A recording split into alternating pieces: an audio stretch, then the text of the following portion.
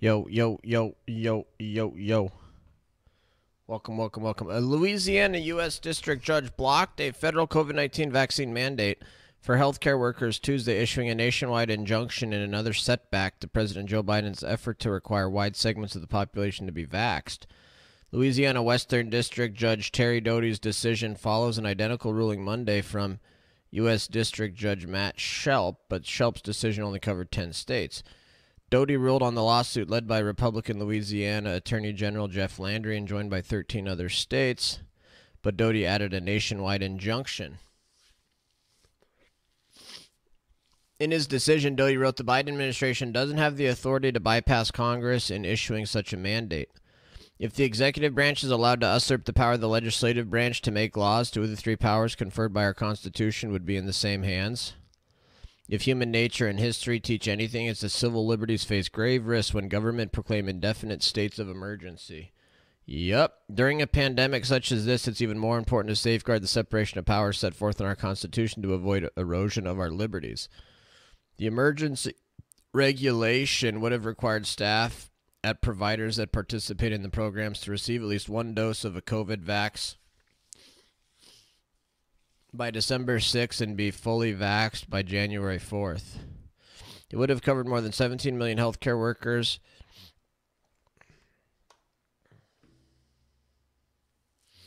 While Joe Biden villainizes our healthcare heroes with his jabber job edicts, I will continue to stand up to the president's bully tactics and fight for liberty. While our fight is far from over, I am pleased the court granted preliminary relief against the president's unconstitutional and immoral attack not only on our healthcare workers, but also the access to healthcare services for our poor and elderly. Earlier this month, 5th U.S. Circuit Court of Appeals blocked a broader Biden mandate with businesses more than 100 workers require employees to be vaxxed. Any appeals go to the 5th Circuit. Doty, who was nominated to the bench by Trump, acknowledged the case will ultimately be decided by a higher court than this one. However, it's important to preserve the status quo in this case. The liberty interests of the unvaxxed requires nothing less. Joined by Montana, baby. Joined by Montana. Boom, boom. Joined by Montana, baby. Joined by Montana.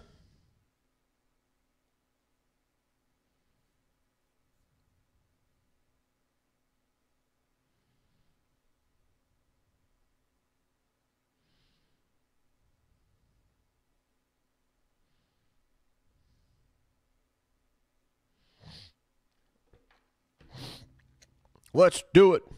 Let's do it. That's Montana joining the lawsuit with Louisiana to take out the vax mandate. What I'd really like to, I want to get the actual ruling. I'd like to get the actual ruling here and actually see the actual bases for it.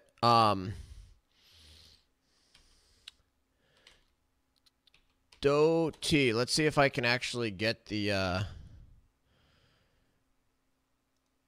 I'd like to figure out if I can get the actual ruling.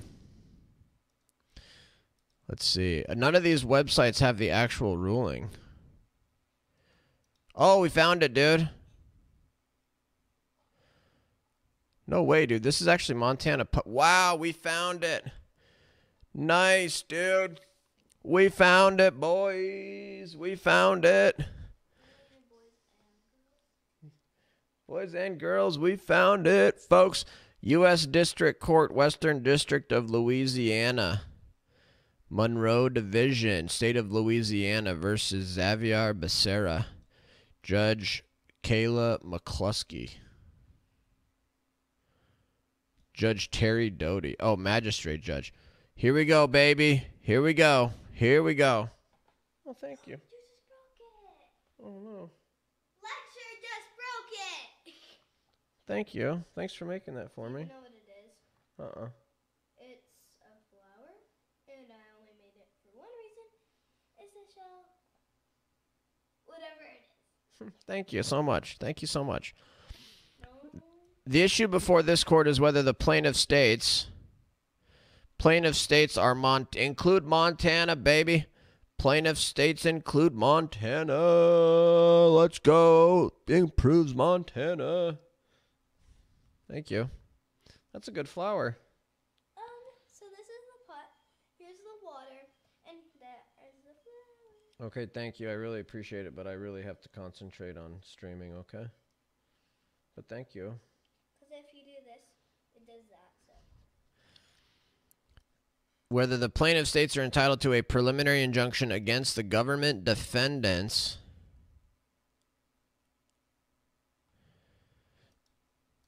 as a result of COVID-19 CMS vaccine mandate implemented by the government defendants on November 5th, 2021.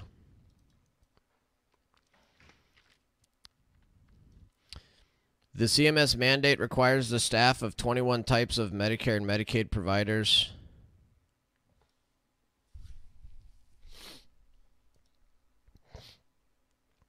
requires the staff of 21 types of Medicare and Medicaid healthcare providers to receive one vaccine by December 6, 2021, and to receive the second vaccine by January 4th, 2022. Failure to comply with the CMS mandate may result in penalties up to and including termination of the Medicare-Medicaid provider agreement. Holy cow, dude. Straight up terminating, just shutting these places down pretty much, dude. Telling them they can't take Medicare, Medicaid. Wow. Just draconian. Absolutely draconian, dude. Absolutely freaking draconian. According to the CMS, Pro-Law's in the house. What's up, Pro-Law? Welcome to the stream. Thanks for stopping in. Appreciate you being here. Yo, Justice Amy Coney Barrett, what up? According to the CMS mandate regulates over 10.3 million healthcare workers in the United States. Of those 10.3 million, 2.4 million healthcare workers are currently unvaxxed. Christifa, what's up, Christifa? Implicit in determining whether a preliminary injunction should be granted is determining whether the government defendants have the statutory and or constitutional authority to implement the mandate. Finding that the government defendants do not have the authority to implement the CMS mandate, this court grants plaintiff state's motion for preliminary injunction and immediately enjoins and restrains the government defendants from implementing the CMS mandate. Boom, baby. Boom. Thank you, Omnilux. Welcome. Chris Cuomo suspended indefinitely. I saw that. What a scumbag. What a scumbag. Old Gamer Mike is in the house. What up, Mike? Hydra's in the house. What up, Hydra? You know what's fun? Checking a propane tank that is slightly under the overhang of your roof and having icicles attempt to knock you out with the assistance of gravity. Where you at with icicles already? I'm in Montana and we don't even have icicles yet. Listen to that, dude. Immediately enjoins and restrains the government defendants from implementing the CMS mandate. Boom, baby. Boom. Holy cow, this is awesome, dude. This is such good news. Hopefully it gets blocked in all states. This did block it in all states, Omni. So this is the second injunction. The first injunction applied to 10 states. This injunction applies nationwide. So it's the healthcare worker mandate is completely blocked in every state now. The first one was 10 states. This is the second one. This just happened like an hour ago. This just happened literally like an hour ago. We have lots of snow melt today. Nice. This case is about COVID-19 vaccine mandates. The CMS mandate requires over 10.3 million healthcare workers to be fully vaxxed. Holy cow! Nice. I'll throw some bits at the good news. Thank you, Omnilux, for the 500 bits. Massive, massive 500 bits. Thank you so much, Omnilux. Appreciate that. Appreciate that. Oh, by the way, folks. Oh, man. Omnilux just earned a new 10K bits badge. Wow. Thank you, Omni. Appreciate that so much, Omni. Appreciate the 500 bits. Appreciate the 10,000 bits. Really appreciate that, Omnilux. Really appreciate that. Is significant support for the stream. Now you got that. Wait, you gotta turn that badge on. That 10K bit badge is a good looking badge. Pro-Law's rocking the 10K bit badge as well. Okay, so something actually really cool happened to me. Somebody called me today, cold call, and said, hey, I'm interested in hiring you as a lawyer, blah, blah, blah. Can't talk about anything specifics, but they said, hey, I heard you on the radio. I think you do a great job. And I said, well, thank you. I really appreciate that. I put a lot of work into it and effort into it, so I'm happy to hear that. And he was like, well, that's pretty much the consensus out here is that you do a great job on the radio. And I was like, oh, cool. Thank you so much. That kind of made my day. So I'm feeling good tonight. I'm feeling great tonight. Hopefully we can have a big-time blowout stream. Omnilux getting it started off right with 500 bits. Let's get December started right, shall we, folks? Let's get December started right here on the Lecture Fan channel with a high energy, big news, really positive news day. Biden's mandate stopped. Biden's mandate enjoined. Biden's mandate blocked. Biden acting completely illegal. There you go, Omnilux. That's looking good. That's a good-looking badge. Emilzy's in the house. What up, Emilzy? What mandate was blocked? Biden's CMS mandate, the COVID-19 vaccine mandate. Biden trying to force Americans to get the vaccine. That's been blocked by the courts as illegal. I hate how Twitter like to change badge by themselves, Twitch. Yeah, it is weird, isn't it, Old Gamer Mike? Old Gamer Mike. Rocking that 250 gift sub badge. That's a good looking badge you got there, Mike. That's a good looking badge in all states, right? Yes. Yes. Here's the Fox News story. Here's the Fox News story. Federal judge, this was 1 hour ago. This just happened, you guys. This just happened within the last hour. Federal judge blocks Biden vaccine mandate for healthcare workers nationwide. Judge said indefinite states of emergency pose grave risk to civil liberties. And this is the actual court ruling. I'm going to read through this. We'll talk about this. Zintech. What up, Zintech? Welcome. Mayor of Space. Welcome. Meanwhile, a bunch of people already had to get it before it was overturned. No, Mayor of Space, because they didn't have to get it until December 6th. It was still, you still had a couple of days. Holy cow. Oh my gosh, dude, that freaking notification scares me every time. Holy cow. Hydra, thank you so much, Hydra. Nothing like co-equal branches of government providing checks and balances on their abuses of power. Shame it's not seen more often. Totally agree, Hydra. Totally agree. Boom. Thank you so much, Hydra. That's huge. A massive 1,500 bits. Can we get a hype train already in the first 15 minutes of the stream? We got 2 people already. We need 1 more person to do 100 bits or a sub. We got a minute left. No, this is get excited, folks. This is why it was so important that Donald Trump totally reshaped the judiciary. And I remember saying after we found out that Joe Biden quote unquote won, I remember saying we gotta hope that the courts, including up to and including the Supreme Court, actually enforce the Constitution, because the courts are one area where we actually have. Holy cow, no freaking way. Boom. Let's go, Brandon. Whoa, Old Gamer Mike. Thank you, man.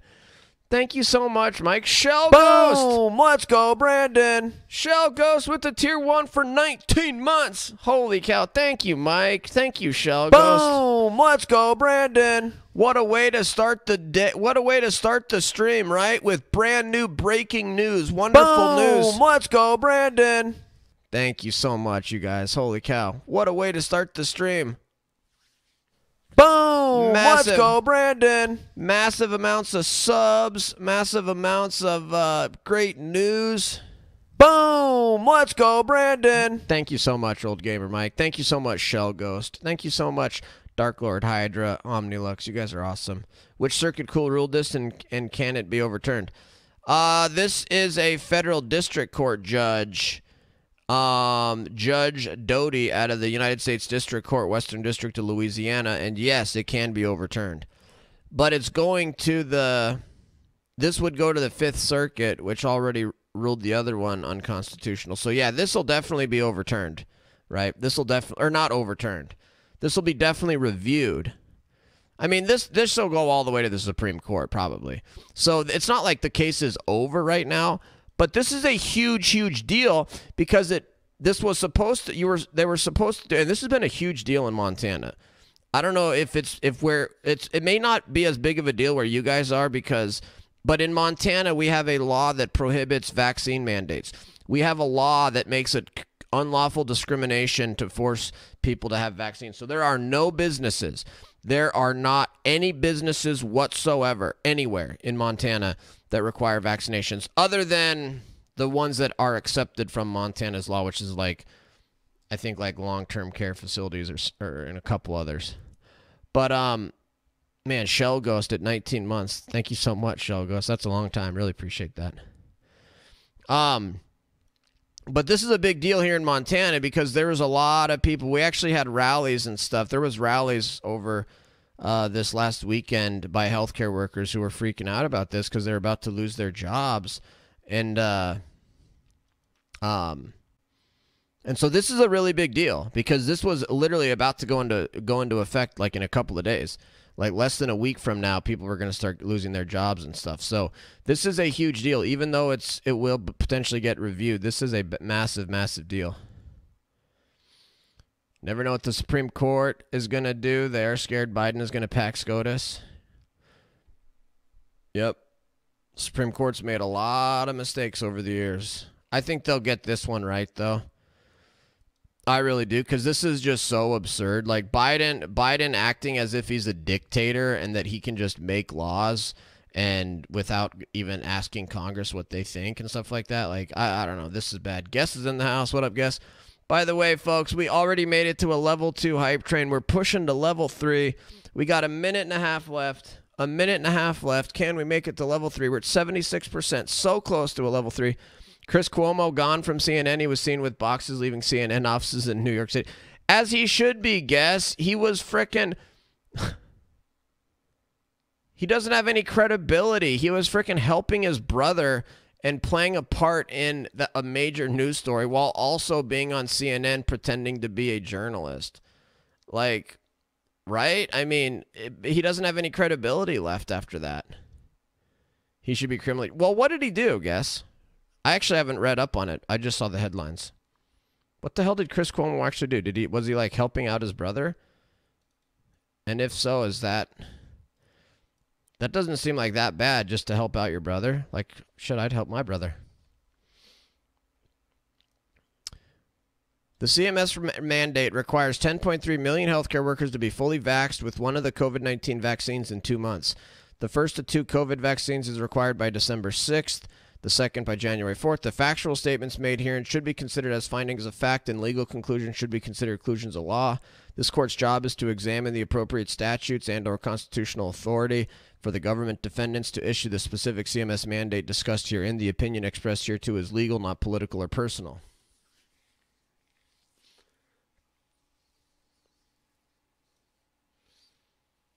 Man, you could probably leave this last sentence out. The opinion expressed hereto is legal, not political or personal. It's like, you don't need to say that. We all know. There it is, folks. Hype train success. Hype train success. Thank you, guys. 6 subs, 2,000 bits. What a way to start the Lecture Fan stream on a Tuesday night. Thank you guys so much. Appreciate you guys. Thank you so much. It means so much. What a way to start December, because this will count towards December. He used CNN investigators to spy on the female accusing his brother. Oh, wow. We did Oppa research on the women that accused his bro of sexual assault. He used the power of CNN to try to help his brother. Okay, that is horrible. Wow. Okay, it's one thing for him to just be a brother and stuff, right? And just be a brother to help his brother. That's a totally different thing to use his power and authority at CNN and CNN's resources to try to help his brother by going after the women that were accusing him. That is terrible. Yikes, dude. But it's like, dude, this just confirms what we all already knew. We all already knew that he was a scumbag. Look at the way he treated COVID and how he reported on his brother during COVID. It was always obvious that he, he was totally biased, and he always has been, always will be. Everybody on CNN is. Don Lemon is. Anderson Cooper is. All those guys are. CNN is a joke. This just proves it, dude. This just proves it 100% now. He used the employees of CNN to dig up everything about the females who came forward and others who did not. Also, they think witness temper to suppress evidence. Yikes. Okay. Yeah, that could be criminal then, guess. That could be criminal. Choo-choo. Lecture fan, the bigger problem that we have to have them overturn is the right of employers to mandate vaccinations when the area of employment is not related to public health safety. Yeah, Hydra, that you can do with the legislature, like Montana did. That's what Montana did, Hydra. We've already done that. We've already done that in Montana. But your legislature has to pass that law. But every legislature in the country, every state should pass a law prohibiting unlawful discrimination based on vaccination status. I agree with the goal there, Hydra. I don't necessarily think that's the Supreme Court's job. I think that's the legislature's job. Just like the Montana already banned vaccine mandates, which I hate using that phrase, banning a mandate. You can't ban a mandate. All that means is that you have freedom, you know. There is no such thing as banning of mandates.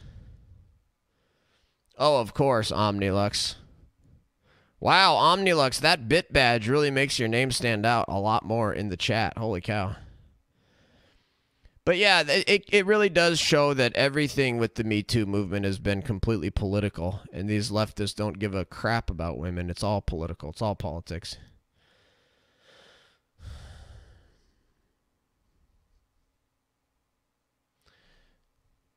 Oh, I agree, Hydra. I mean, it'd be great if Congress would pass a law prohibiting vaccine discrimination as well. Although I don't know. I do kind of think it's a state issue, because I don't think vaccine discrimination is necessarily like a interstate commerce issue. I do think it should be a state by state issue, just to be consistent with the rest of my constitutional positions. Really? The Arizona Supreme Court struck down a law that prohibited vaccine mandates?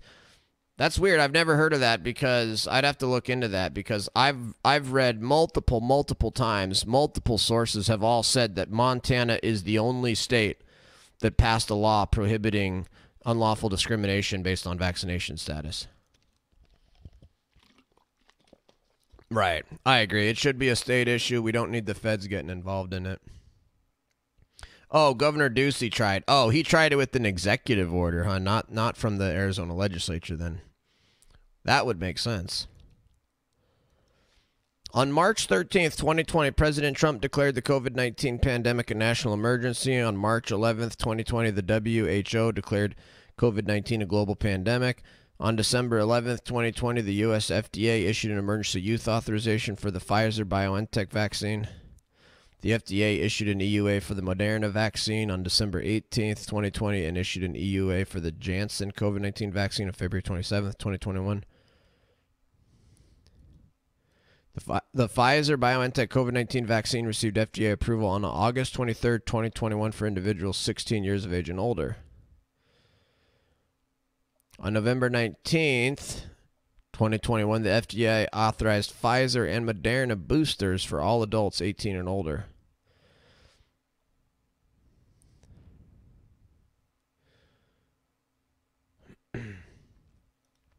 The first cases of COVID-19 in the United States were recorded in January 2020. Dude, what the hell is this site, dude? He just cites to NBCnews.com health. What is that, dude? I don't think courts should be just citing to New York Times, History.com, New York Times. I don't know.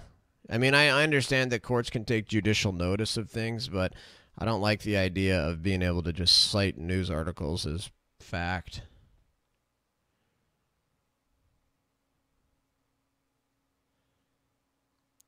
For sure, Hydra. Makes perfect sense. It's like, yeah, we've already got the federal government totally involved in all of these employment issues already.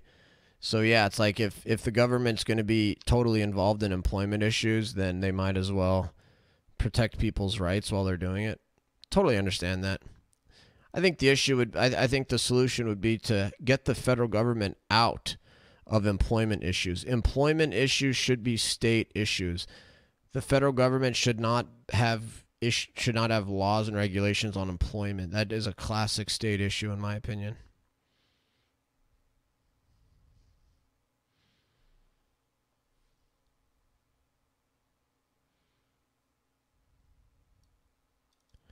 First cases of COVID-19 in the U.S. were recorded in January 2020. Cases began surging thereafter, with the highest surge from October 2020 to February 21. 7-day average for cases in the U.S. recorded a high in January 12, 2021 at 250,000 cases. For the last 90 days, the 7-day average has declined from 164,000 on September 2nd, 2021 to 94,000 on November 23rd. In response to the pandemic, CMS issued 6 previous rules with regard to COVID-19. These rules were issued April 6th, May 8th, September 2nd, November 6th, May 13th, and June 21st. These previous actions dealt with revision of regulations, data reporting, infection control requirements to protect healthcare workers from exposure to COVID-19.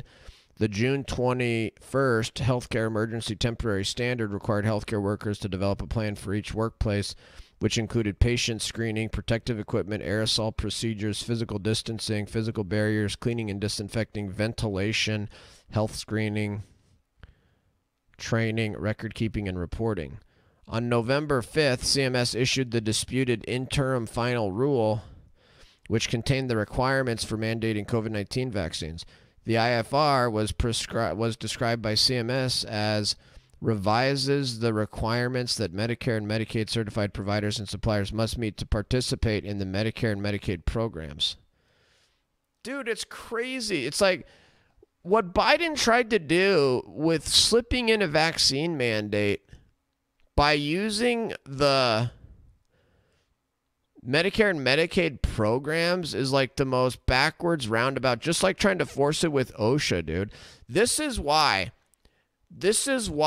you don't let the federal government get involved with things, because then once you let the federal government get huge and powerful like OSHA and CMS, then OSHA and CMS are then used as backdoor ways to get authoritarian goals passed and mandates passed that are totally inappropriate and illegal.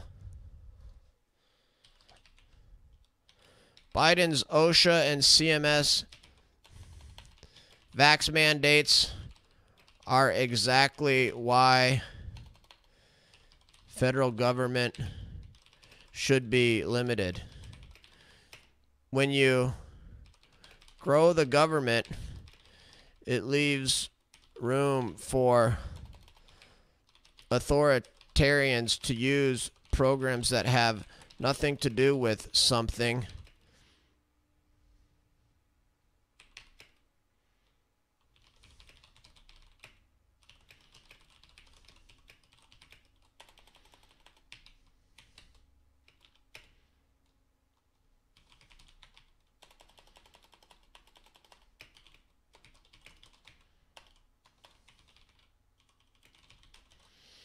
Biden's OSHA and CMS vax mandates are exactly why federal government should be limited. When you grow the government, it leaves room for authoritarians to use programs that have nothing to do with something to place mandates on that something. OSHA to vax mandate. Yeah, that's hard. I don't know. I'm not really. It's like you really shouldn't have. You shouldn't have OSHA and CMS and these huge regulatory bodies, because they can be abused. They can be abused and misused. Disgusting that Biden abused and misused OSHA and CMS to try to get his authoritarian wishes mandated on all Americans. We need to massively scale back the federal government. Democrats abuse these agencies constantly. I mean, that's really what this story is about, dude. This is about the Democrats abusing and misusing these agencies and these administrative agencies in the deep state to pass and force things on the American people that number one, they could never get through Congress. Number two, are totally unconstitutional. Number three, are not supported by the people, and on and on and on and on. Cracks is in the house. What up? Sinful Secrets in the house. What up? Like the hostess at Applebee's can tell if my vaccine card is real or not. Just enforcement of this is problematic. Oh, of course. I hope you talk about this tonight. What do you got for me? I'll definitely talk about it. Twitter's new rule lets it selectively ban information. Read full article. I'll definitely check this out. Mike. Thanks for sending it to me. I am doing great. Sinful Secrets, thank you so much. Bills and laws should always be very specific and concise. Worders, if the worst people in the world are in charge, so there's no room to get past. Exactly, dude, and that's exactly what we don't have. Like, what the heck does a vaccine mandate have to do with OSHA or CMS? Nothing. But when you've got these massive bloated bureaucracies like OSHA and CMS, it leaves room for the Democrats to abuse it and to take something that has nothing to do with something else and then to force that on other people.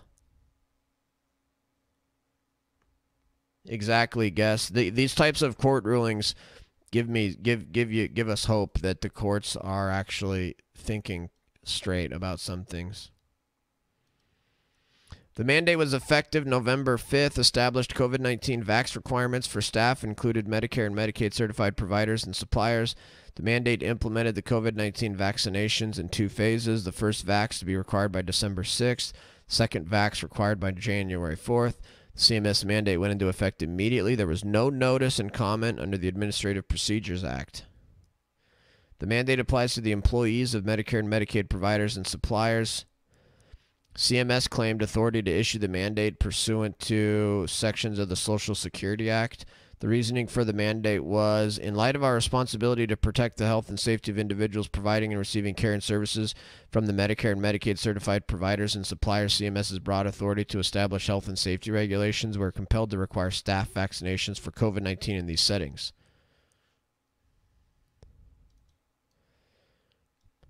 We are compelled to require COVID vaccines. So the Biden administration and their little bureaucrats are acting as if they were forced to do a COVID vaccine mandate because they care about people's health and safety. It's like, no, you're not forced to do it. It's called, actually, some people, this could be harmful and this could actually hurt some people's health. If people, let's say somebody, for example, already had natural immunity. They'd already had COVID-19. They already had natural immunity. And then let's say they got the vaccine and they had one of these quote unquote rare side effects. Well, then you actually just you just actually harmed somebody's health and safety. And you're never forced to violate people's liberties. You're never forced to violate the Constitution. You know what I mean? You're never forced to pass what you consider to be law when you don't have authority from Congress to do so.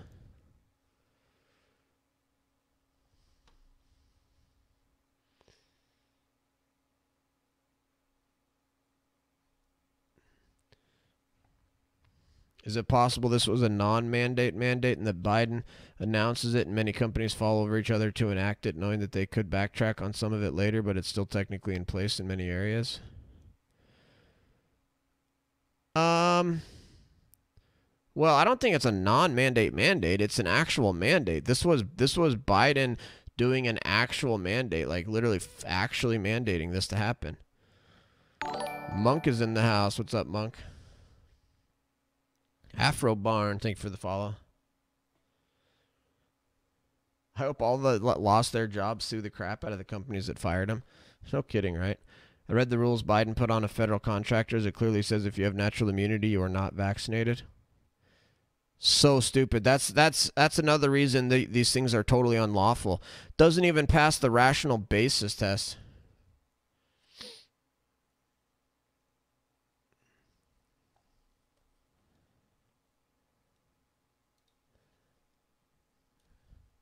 All right, thank you for the link. Appreciate the link, Hydra. We'll definitely get to it. Got another one for me. Thank you so much. We'll get it lined up here. Okay. CMS indicated its mandate was complementary to the OSHA ETS.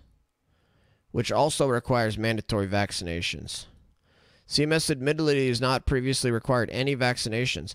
Wow, dude. So CMS had never, ever even required any other vaccinations.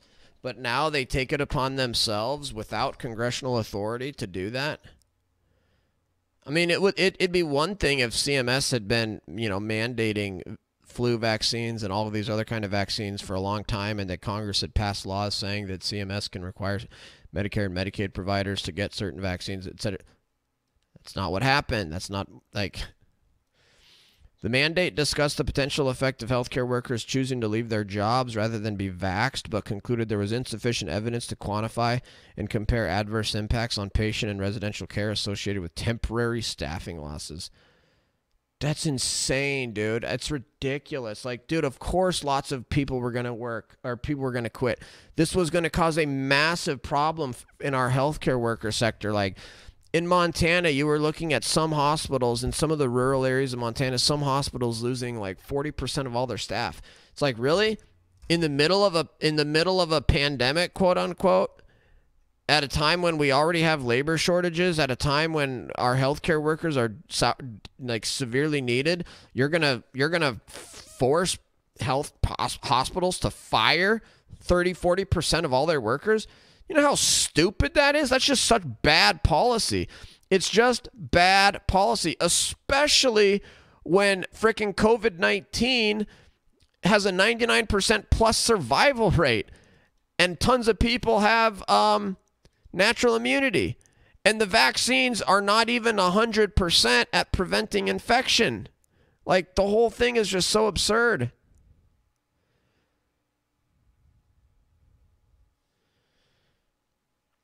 I think there's some of that, Sinful Secrets. Yeah,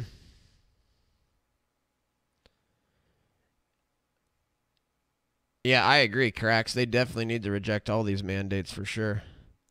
It's possible that that part of Biden's reasoning for this was to give businesses more cover to mandate the vaccine for sure. A lot of other people, though, have said that Biden did this knowing that it would be struck down as illegal and unconstitutional.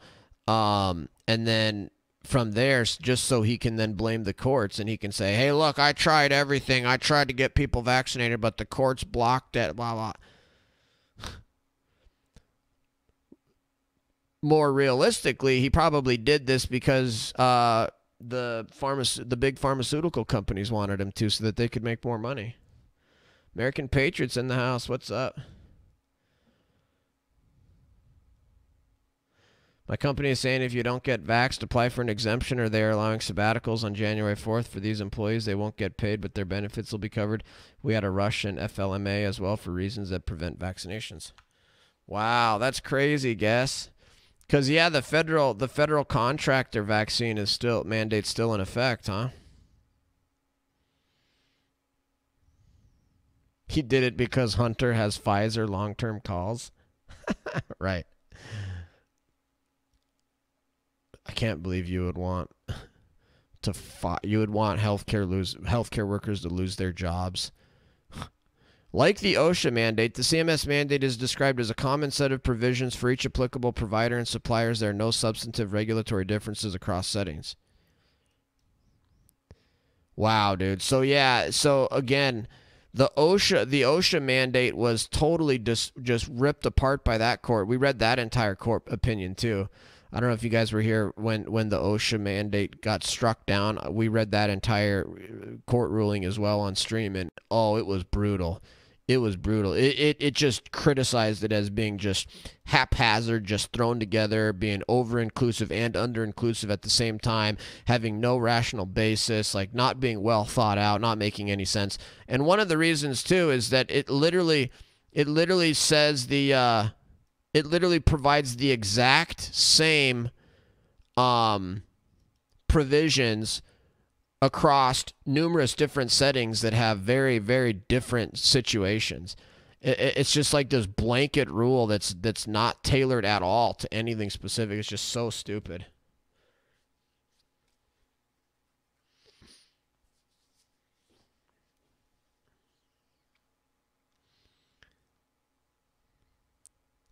The CMS mandate also requires that the medical providers and suppliers track and securely document the vaccination status of each staff member, including storing staff members' medical records showing proof of vaccination.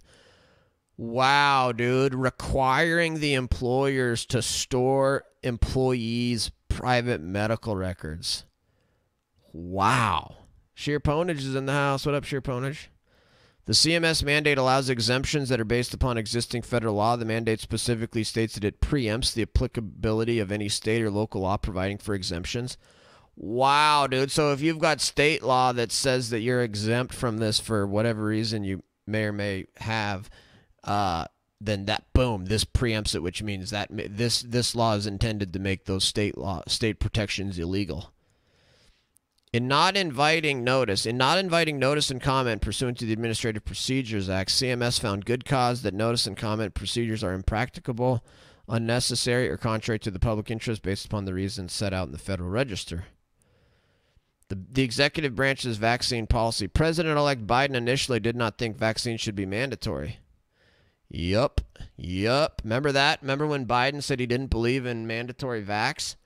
On September 9th, 2021, President Biden changed his mind, announcing his intention to impose a national mandate. Staggering, dude. Staggering that we live in the United States and we've got a president who thinks he can, on his own, without congressional approval, issue a national vaccine mandate and force Americans to get injected with the COVID-19 vax. Absolutely staggering. The fact that he actually would even attempt to do this just shows such a purposeful and intentional disregard for basic notions of freedom and liberty in our Constitution. Just spitting on the Constitution, just throwing the Constitution on the ground and just stomping on it and peeing on it. Just, oh my God, just blatant disrespect for our Constitution.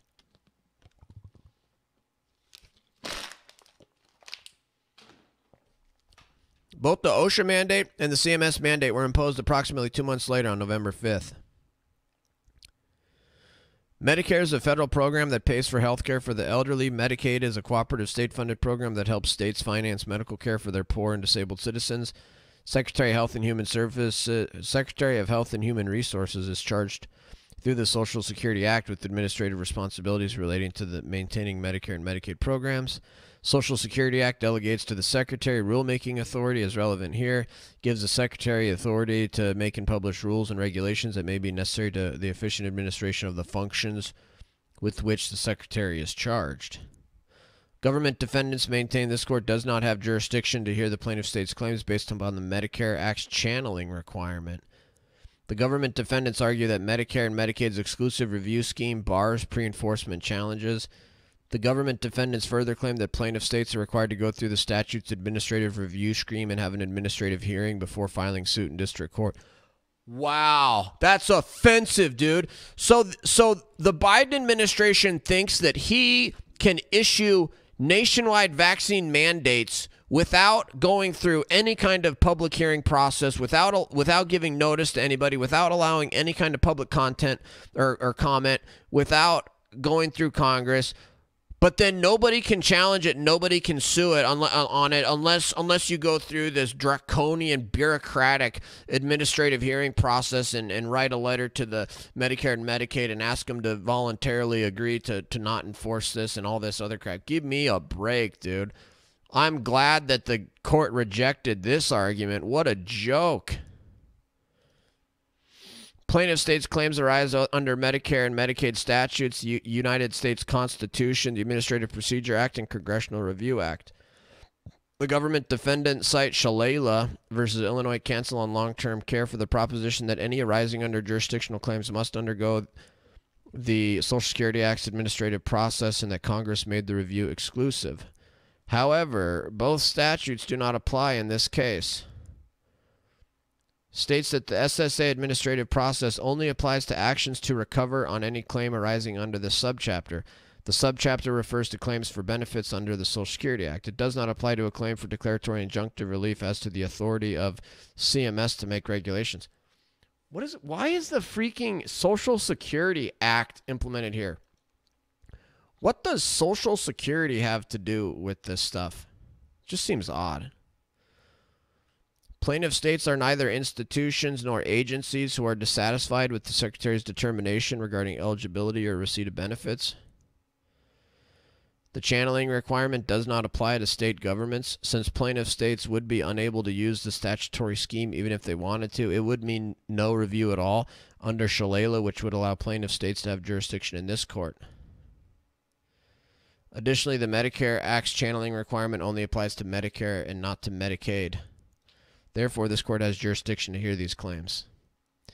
Although plaintiff state's standing has not been challenged by the government defendants, this court must next determine whether it has judicial power to hear the case. The U.S. Constitution limits exercise of judicial power to cases and controversies. Under the doctrine of standing, a federal court can exercise judicial power only where a plaintiff has demonstrated that it's one suffered an injury in fact, fairly traceable to the challenged conduct of the defendant, likely to be redressed by a favorable decision. Lujan. The party invoking federal jurisdiction bears the burden of establishing the elements.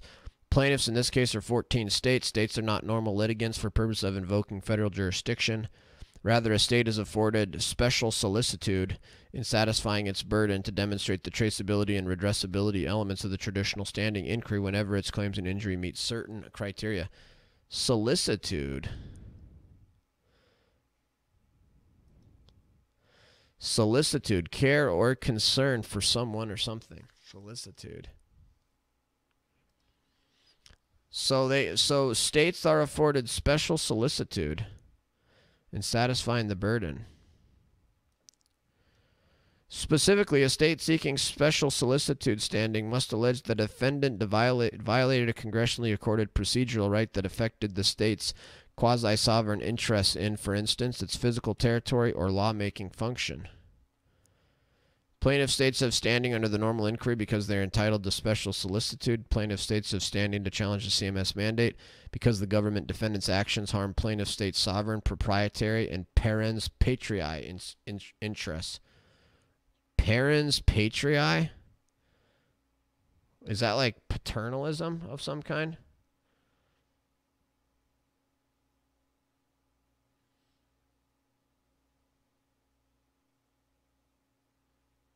Right, that's amazing. Right, that's amazing. Yeah, Pfizer and all those companies have been issued so many fines and have done so many horrible things and have committed crime after crime after crime and lied about drugs in the past and done all this horrible stuff. But now, with the COVID-19 vaccine, we have to trust Big Pharma. You can't challenge Big Pharma at all, folks. Note, you can't challenge Big Pharma here. It's like, do you guys not know your history here? Holy smokes.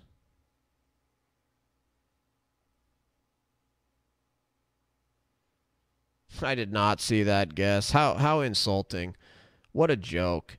It's like, how stupid. It's like Social Security is separate, is supposed to be separate from the government's funds, and the government is taking in billions and billions of dollars because people are making Social Security payments under Social Security taxes every 2 weeks. Like, that's insane. Why doesn't the government cut BS spending and fraudulent, wasteful scam spending first instead of these Democrats, they always whenever there's a threat of a government shutdown or a default, they always try to make it as bad as possible.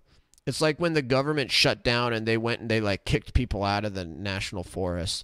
It's like, dude, this is the wilderness. We're literally in a forest right here, and the government was shut down, so they went and like hauled people out of the national forest. It's like, dude, I've never seen a government act as fast as when the government shut down. And then remember Obama telling those World War II veterans they couldn't visit the World War II memorial in Washington, D.C.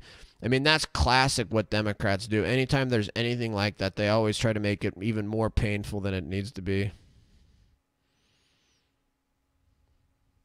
Wow, that's disgusting, Guess. That is absolutely disgusting.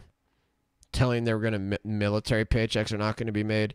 That's absolutely disgusting. That is purposefully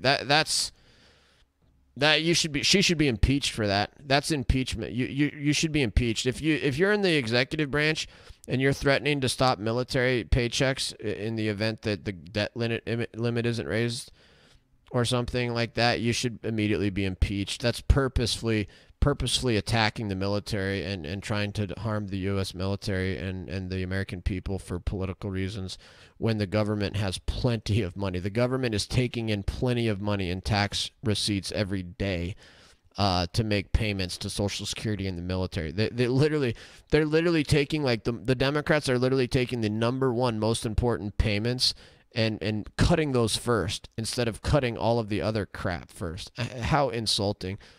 Biden should be impeached along with Janet Yellen if she really said that. Robert Ford's in the house. What up, Robert Ford? Just got here. Who blocked what mandate? Federal judge in Louisiana blocked Biden's CMS mandate for healthcare workers.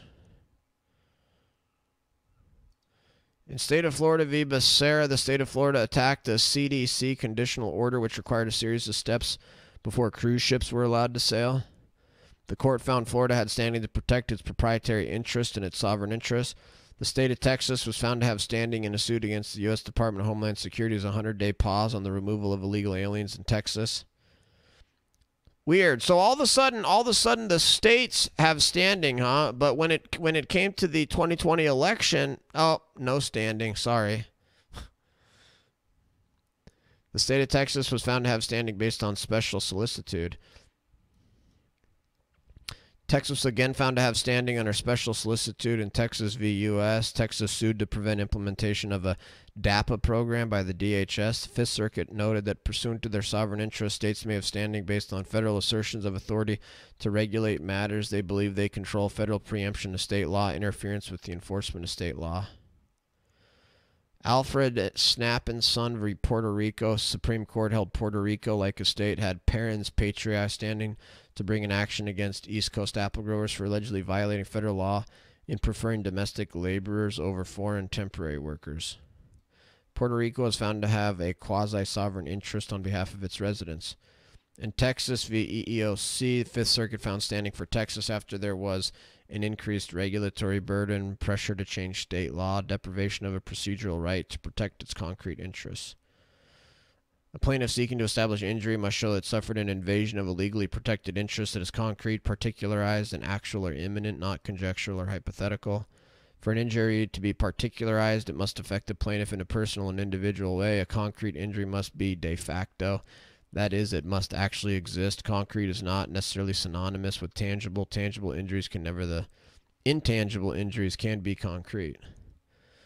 The court finds that plaintiff states' injuries are both particularized and concrete. Plaintiff states have a parens patriae standing or quasi-sovereign interest in protecting its citizens from being required to submit to vaccinations. Additionally, the plaintiff states have standing to regulate matters they believe they control, to attack preemption of state law by a federal agency to protect the enforcement of state law. The CMS mandate specifically preempts state laws with regard to COVID-19 vaccine requirements and or exemptions. Well, yeah. The plaintiff states have standing and injury based upon the alleged loss of jobs, loss of business, loss of tax revenue, other damages resulting from employees being fired for refusing the vaccine, and or providers being terminated by CMS from the Medicare-Medicaid provider agreement. Plaintiff states must show a fairly traceable link between their alleged injuries and the CMS mandate. As a general matter, the causation required for standing purposes can be established with no more than de facto causality. The plaintiff need not demonstrate the defendant's actions are the very last step in the chain of causation. Here, there's an obvious link between the CMS mandate and the plaintiff states' alleged injuries. All the above injuries are fairly traceable to the CMS mandate. The redressability element of standing to sue requires the plaintiff to demonstrate a substantial likelihood that the requested relief will remedy the alleged injury in fact. Plaintiff states have demonstrated a substantial likelihood that the requested relief would remedy the alleged injury in fact. If plaintiff states are successful in having the CMS mandate declared invalid, this would redress their alleged injuries. Although this court has found that plaintiff states have proven standing through the normal inquiry, they can also establish standing as a result of special solicitudes. Plaintiff states assert a congressionally bestowed procedural right. The APA, the government action at issue, affects the plaintiff state's quasi-sovereign interest, damage to citizens, loss of jobs, business, tax funding, protection of state laws. Therefore, any infirmity in plaintiff state's demonstration of traceability or redressability are remedied by the special solicitude. Preliminary injunction. I might not read all the standards because this is all just rote basic stuff. Okay, likelihood of success on the merits. Plaintiff states argue that the government defendants issued the CMS mandate without following statutory required processes. The CMS mandate is beyond the authority of the government defendants. The CMS mandate is contrary to law. The CMS mandate is arbitrary and capricious. The CMS mandate violates the spending clause, the 10th Amendment, and anti-commandeering doctrine. Boom, baby. This is going down. Guitar players in the house. What up, guitar player? Welcome. It is not often a court has such a recent circuit court case addressing an almost identical issue we do here. In BST Holdings versus OSHA, the Fifth Circuit addressed the request for a stay as to the OSHA Vax mandate, which was put into place by way of an EST on November 5th. The OSHA Vax mandate required employees of covered employers to undergo a COVID vax or to take a weekly COVID test and wear a mask. The court initially stayed the OSHA mandate because of perceived grave statutory and constitutional issues pending briefing and expedited judicial review. The court, after conducted the expedited judicial review, reaffirmed the initial stay. Many of the issues are similar to the issues here included in the CMS mandate. Yeah, and that's the case that we read on stream another time that was absolutely incredible. That Fifth Circuit case was so good. It absolutely destroyed the Biden Democrats. Absolutely ripped them apart for just being totally hypocritical, inconsistent, authoritarian scumbags, which is what these people are.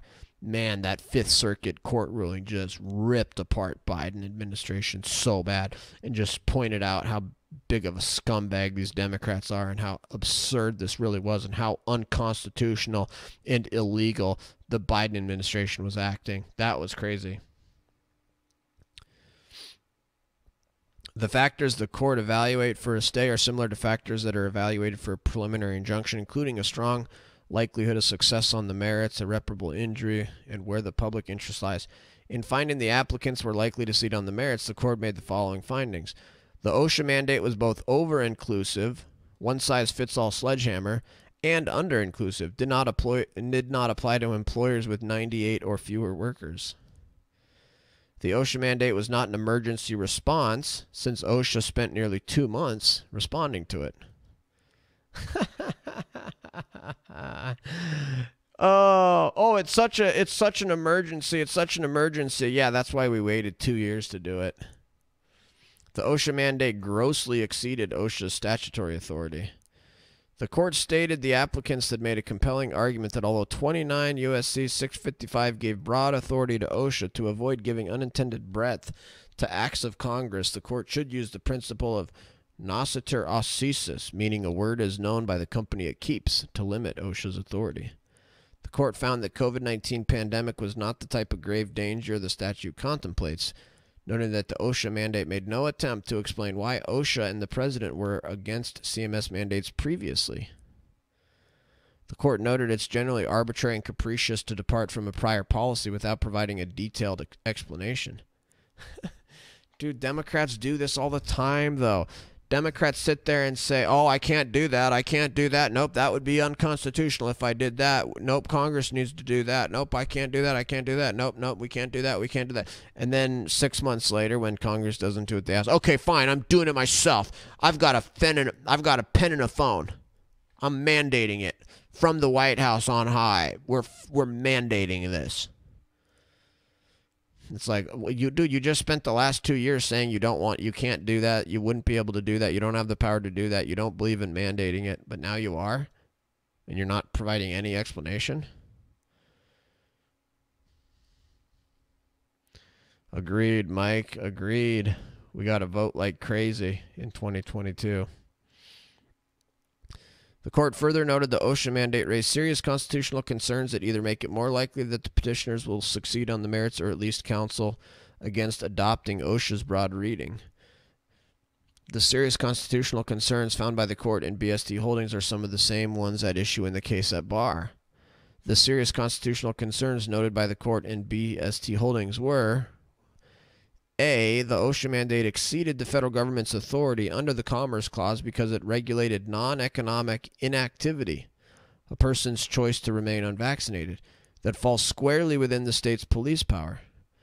that separation of powers principles, the major questions doctrine, cast doubt over the OSHA mandate's assertion of virtually unlimited power to control individual conduct under the guise of a workplace regulation. Unbelievable, dude. Spartan's in the house. What up? Genten's in the house. What's up, Genten? Dr. Oz is America first in running for Senate. Yeah, I've got a story that somebody sent to me. Dr. Oz announces bid for U.S. Senate in Pennsylvania. I'm going to read through that. I'm not familiar with Dr. Oz, but good. I assume he's popping in because Sean Parnell dropped out. But the question is can he win in Pennsylvania? I don't know that much about him. You guys think he can win in Pennsylvania?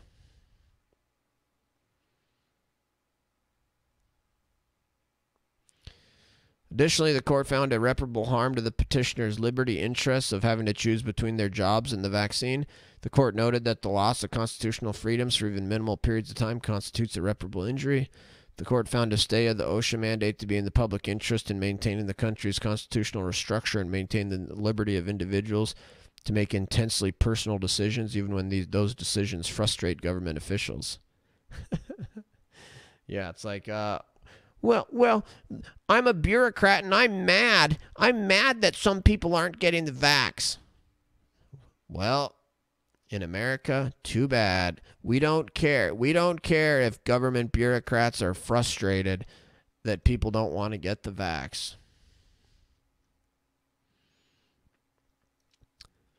The court will now address plaintiff state's 5 arguments. The statute requires federal agency rules to undergo notice and comment unless they are exempt. Federal agency is required to give general notice of proposed rulemaking to be published in the Federal Register not more than 30 days before the proposed rule's effective date and to give interested persons an opportunity to participate in the rulemaking through submission of written data, views, or arguments. Failure to give required notice and comment requires the rule to be vacated. Notice and comment procedure does not apply to interpretive rules, general statements of policy, rules of agency, organization, procedure, or practice, or when the agency finds good cause for not requiring notice and comment. The government defendants did not go through the notice and comment process with regard to the CMS mandate. The CMS mandate became effective November 5th, the same day it was published in the Federal Register. The Vax Mandate is not alleged to be an interpretive rule, a general statement or policy, a rule of agency, organization, procedure, or practice. The failure to perform the required notice and comment is entirely based upon the good cause exception.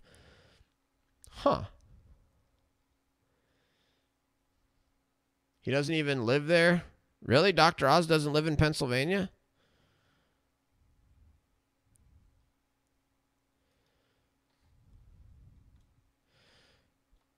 Dr. Oz, a cardiothoracic surgeon and television personality, is running for U.S. Senate in Pennsylvania as a Republican.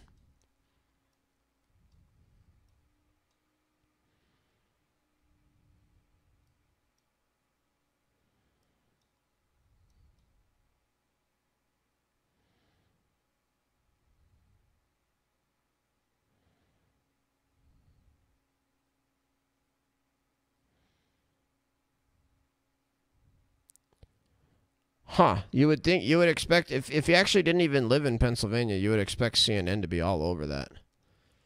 I'll have to look into that. That Pennsylvania Senate race is going to get super interesting. It's that Pennsylvania Senate race could very well decide control of the U.S. Senate. Swags in the house. What up, Swags? I need the contractor injunction to go nationwide so I can keep my K9. Right, Swags? Yeah, I wonder why no courts have struck down the contractor mandate.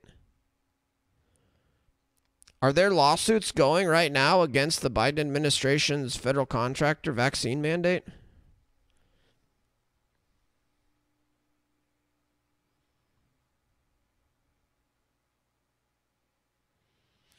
Yeah, obviously Trump was able to win Pennsylvania. Obviously Pat Toomey has been able to win Pennsylvania, so obviously Republicans can win in Pennsylvania. They did, but just Ohio, Kentucky, and Tennessee today. Oh, is that right, Swags? Really? There was another court ruling against the... Hold on. What was this?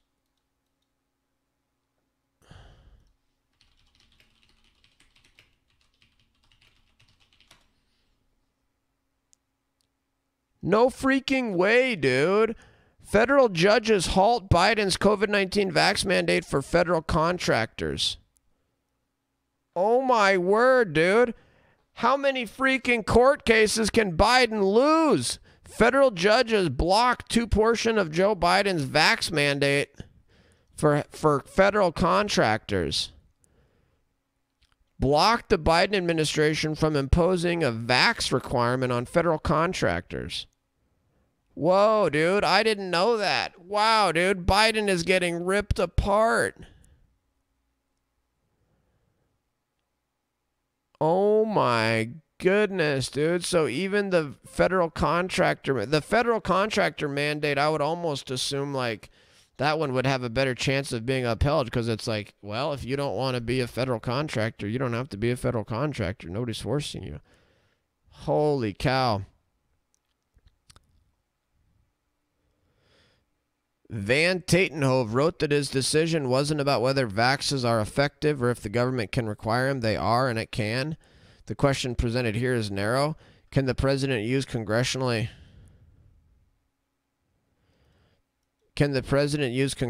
delegated authority to manage the federal procurement of goods and services to impose vaccines on the employees of federal contractors and subcontractors? In all likelihood, the answer to that question is no. Wow. So the judge basically said, yeah, if Congress passed this,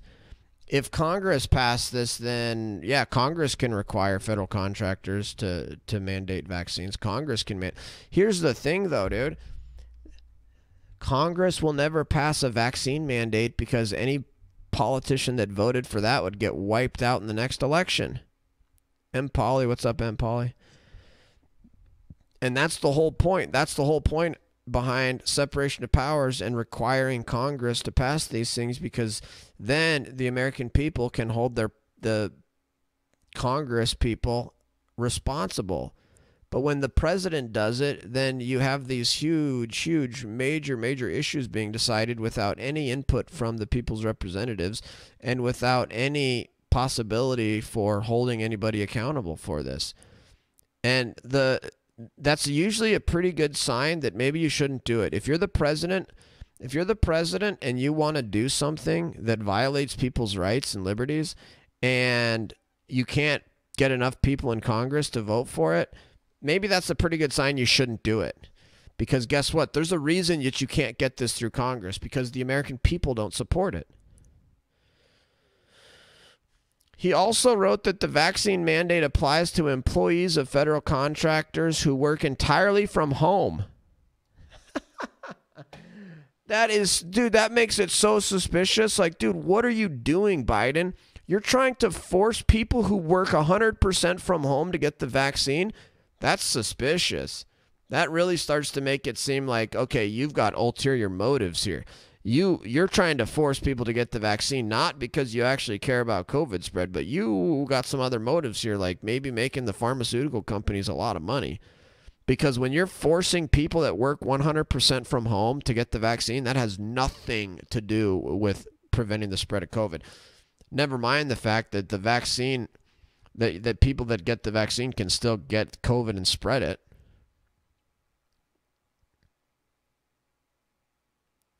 Oh, definitely Omnilux. Huge failure. Huge failure. Amazing, dude. I had no idea that the contractor one has been hit too.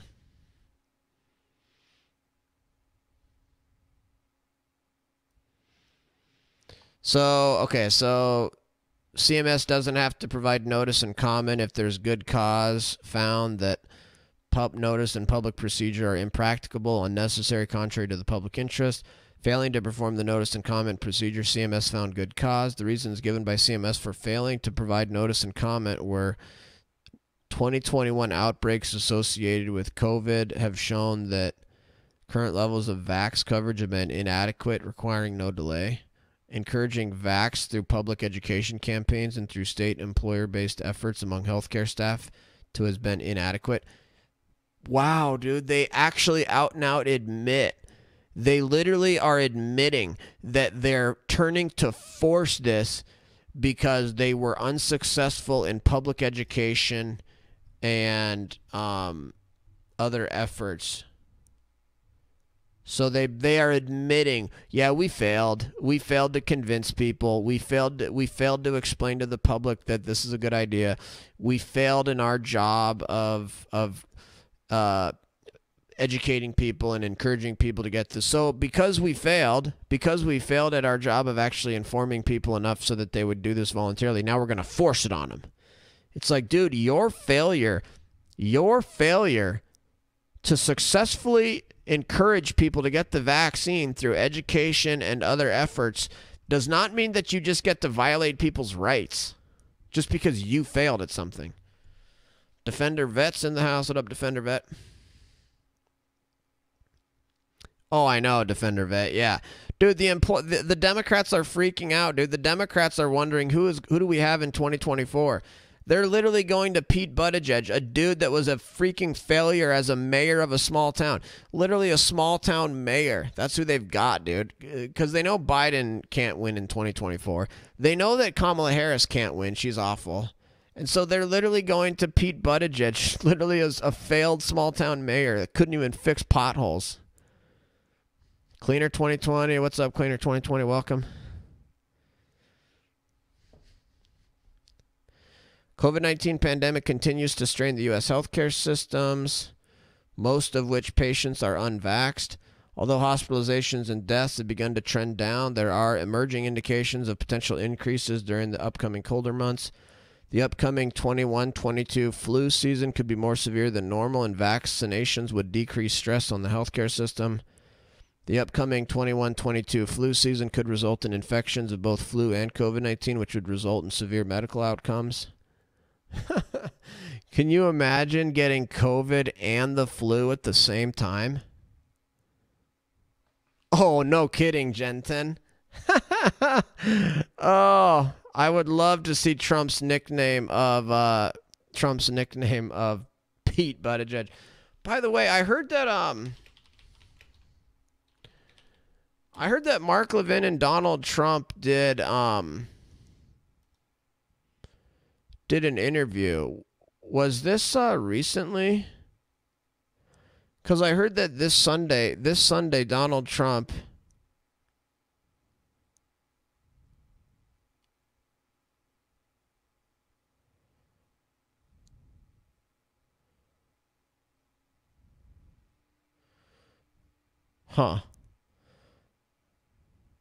I heard on the way home that Mark Levin was doing part 2 with Donald Trump, and I hadn't seen that yet, I don't think. Alley Cat, what's up, Alley Cat? Wait, so they say the federal government can implement a vaccine mandate in certain circumstances?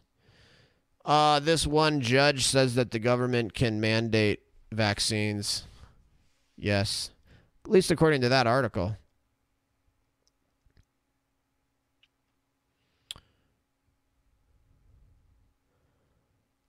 I wonder, are there any federal government vaccine mandates right now for like any other vaccines? Like what about like mumps and smallpox and measles and stuff? Are there any federal vaccine mandates for those? I'd like to know that.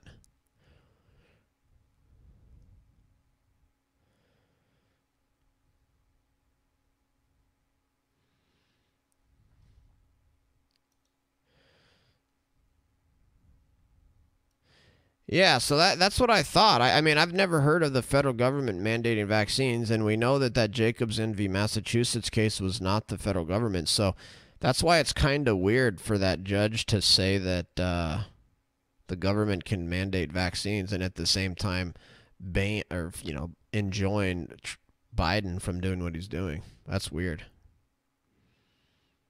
I'm not sure. For military, there are. Oh, there you go, Gen 10. That's maybe what the judge was referring to. Yeah, that's right, Gen 10. Good point. Yeah, good point. Definitely the military. Yep. Yeah, good point, Gen 10. Since healthcare workers were among the first groups provided access to the vax. Holy cow! Boom! Let's go, Brandon! Defender Vet getting a tier 1 sub from Gen 10. Thank you, Gen 10. Appreciate that, Gen 10. Defender Vet. What a great recipient of a gift sub. Thank you, man. We're up to 345 sub points, baby. 345 sub points. The most number of subs we've had in many, many months. Since healthcare workers were among the first groups provided access to the vax, many did not get vaccinations due to the initial emergency use authorization. Now that one of the vaccines has been fully approved by the FDA, more healthcare workers will want to get the vaccine. Dude, that's the Biden administration tried to use the argument that now more healthcare workers will want to get the vaccine since it's been fully authorized as a reason to not give notice and comment. Doesn't even make sense, dude. Doesn't even make sense. Yeah, we're gonna do a mandate. We're gonna do a vaccine mandate and force everybody to get the vaccine, and we're not gonna allow any public comment. And the reason is because now more people want to get the vaccine because it's been fully authorized. Doesn't even make sense. Literally doesn't even make sense. Crackle Fat, what's up, Crackle? Welcome. Unbelievable, dude. This is unbelievable. It doesn't even make sense. The estimates of healthcare workers' deaths and or positive tests for COVID-19 have likely been underestimated since healthcare workers' status has only been reported in 18% of cases. Healthcare workers who are unvaxxed may pose a direct threat to patients. No, healthcare workers who are unvaxxed do not pose a direct threat to patients. Healthcare workers who are vaxxed also could pose a direct threat to patients in that case because they could also have COVID-19 and spread it. The COVID-19 vaccines have been shown to be highly effective in preventing COVID-19 cases and severe outcomes. COVID-19 vaccines have been shown to be highly effective in preventing infections. Really? The COVID-19 vaccines are highly effective in preventing infections and cases? Really? I know, Omnilux, isn't that crazy? Literally more people have died now that we've got the vaccine than we did before. Huh. And they can't really provide a good explanation for that. Oh, it's all because of Delta, the Delta variant. Feels like we might be over the worst of their attempts to force us with these rulings. Oh, I agree, Gen 10. It feels great. It feels like we've made some real progress here, and all we have to do, we just have to hope that the Supreme Court sides with these courts that have already ruled. I think they will. I think the Supreme Court will uphold this type of a ruling. And if that's the case, dude, that's huge, man. That's huge. Now, we still need to keep fighting, and we need states to do what Montana has done and basically prohibit vaccine discrimination, because a lot of these hospitals around the country are forcing the vax even without the federal government's mandate. You know what I mean?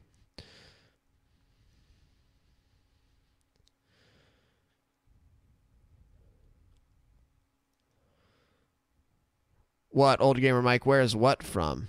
What I'm reading? No, this is a court ruling. I'm reading a court ruling. If I don't stop seeing people stop spreading misinformation about how not getting vaxxed will mean that there will be less people of political belief. I'm going to have to time people. Hold on, what? If I don't stop seeing people stop spreading misinformation about how not getting vaxxed will mean that there will be less people of a political belief. I'm going to have to time people. The pandemic does not care about political beliefs, nor does lack of vax automatically equal mortality. Well, it's not a TOS violation. Not a TOS violation to say that there's going to be less Republicans because they're not getting vaxxed as much.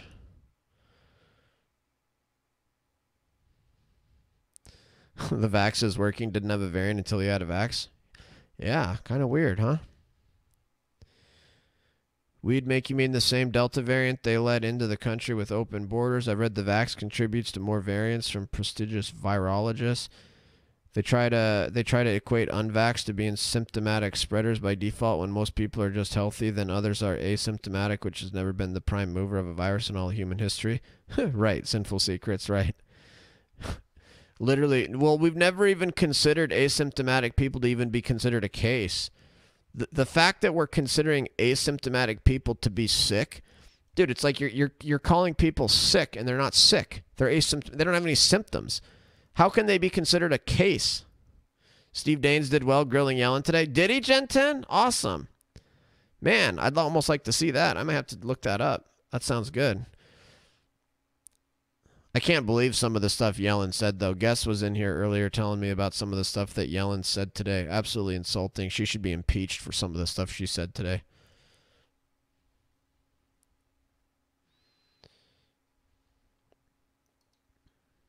Is there still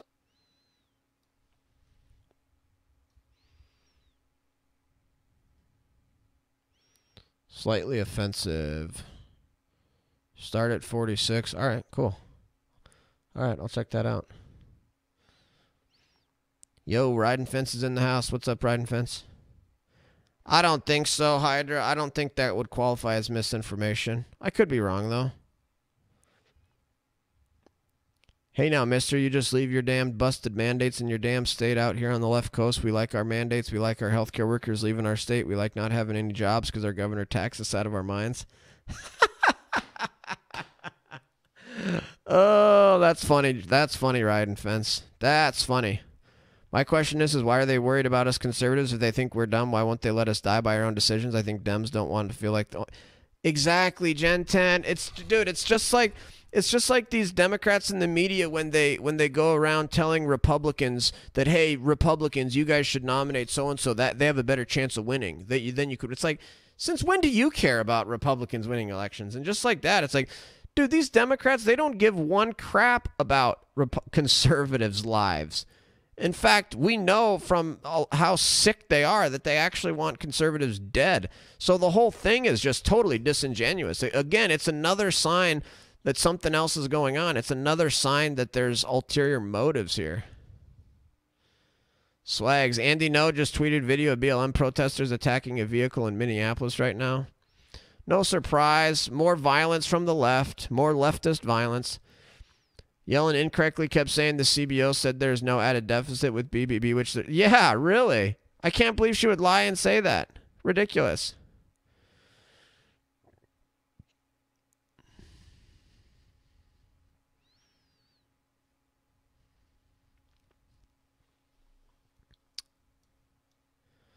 Okay, the good cause exception is read narrowly in order to avoid providing agencies with an escape clause from the ADA notice and comment requirements. Circumstances justifying reliance on this exception are indeed rare. The good cause exception was described in Sorensen as meticulous and demanding, narrowly construed, reluctantly countenanced, and evoked only in emergency situations. Due to this stringent standard, the good cause exception to notice and comment is rarely upheld. Need for immediate guidance under the Sex Offender Registration and Notification Act and in prior attempts to protect the public were not good cause. EPA interim final rule requiring penalties for sellers of non-compliant diesel engines, not good cause when one manufacturer would be unable to sell the engines without the interim rule. FCC did not have good cause to issue interim and final rules for reimbursement for telecom service due to potential depletion of the fund used to pay for reimbursement. CDC did not have good cause for a rule issuing a conditional sailing order for cruise ships due to COVID-19. CMS's rule regulating drug prices based on the most favored nation rule was not good cause where reasons were general risks of high drug prices and COVID-19 pandemic.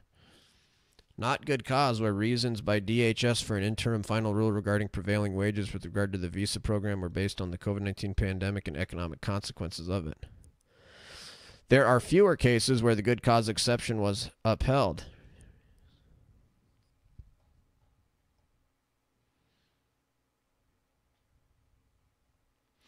In Council of Southern Mountains v. Donovan, calling it an extremely close case, the court upheld the Secretary of Labor postponing the implementation of Mine Safety Health Administration regulations dealing with self-contained self-rescuers which provided oxygen to miners after a cave-in.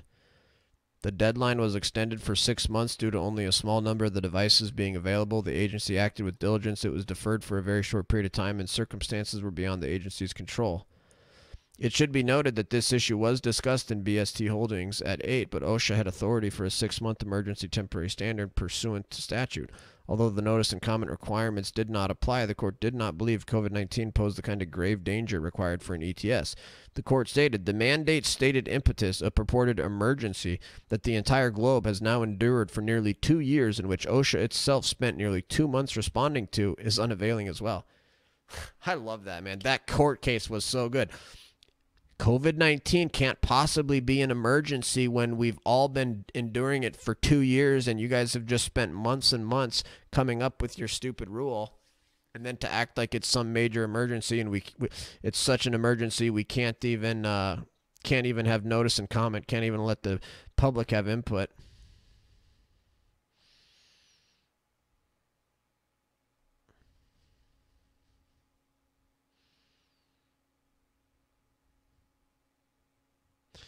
Right. Don't you love that? Like states like Vermont right now that have the highest vaccination rates are having the highest COVID cases. Ridiculous.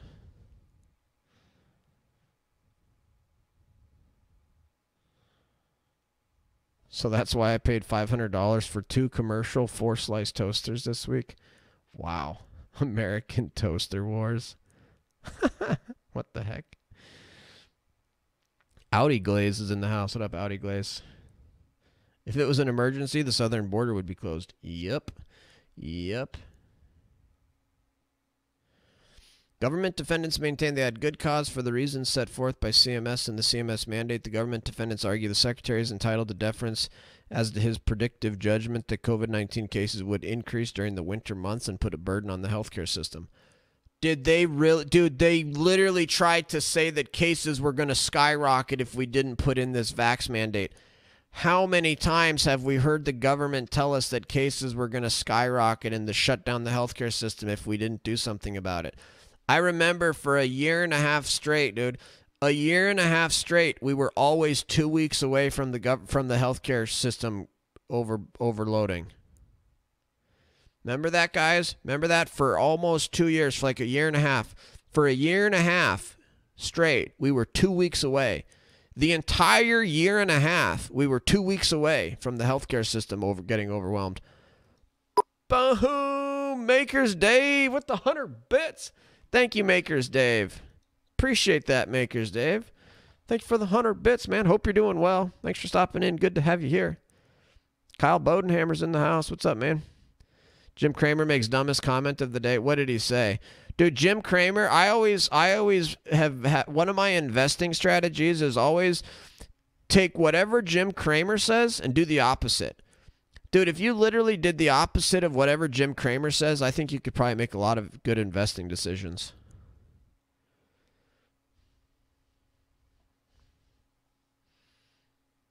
A lot of people reverse him, right? Right.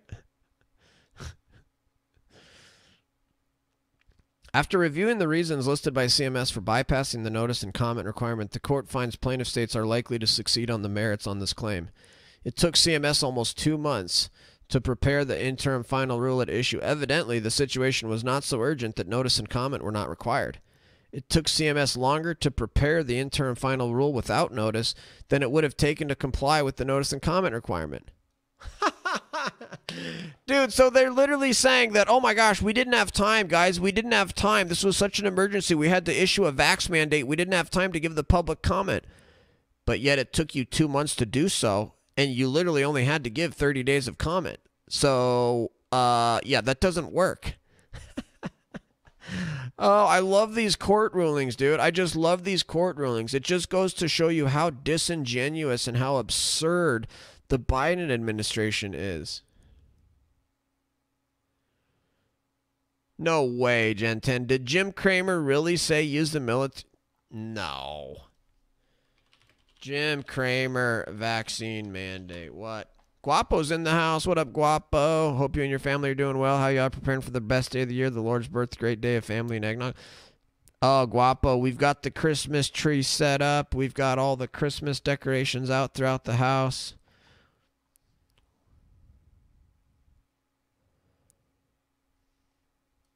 No freaking way, dude. What the heck is wrong with this guy? CNBC host suggests nationwide vax mandate, have the military run it. What a scumbag. Imagine actually, dude, what kind of an evil, immoral person do you have to do to suggest forcing people to do something they don't want to do?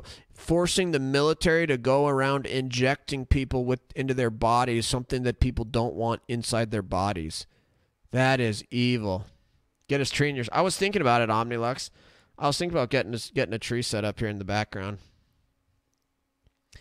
CNBC host Jim Cramer expressed outrage at Americans who refused to get vaccinated against coronavirus.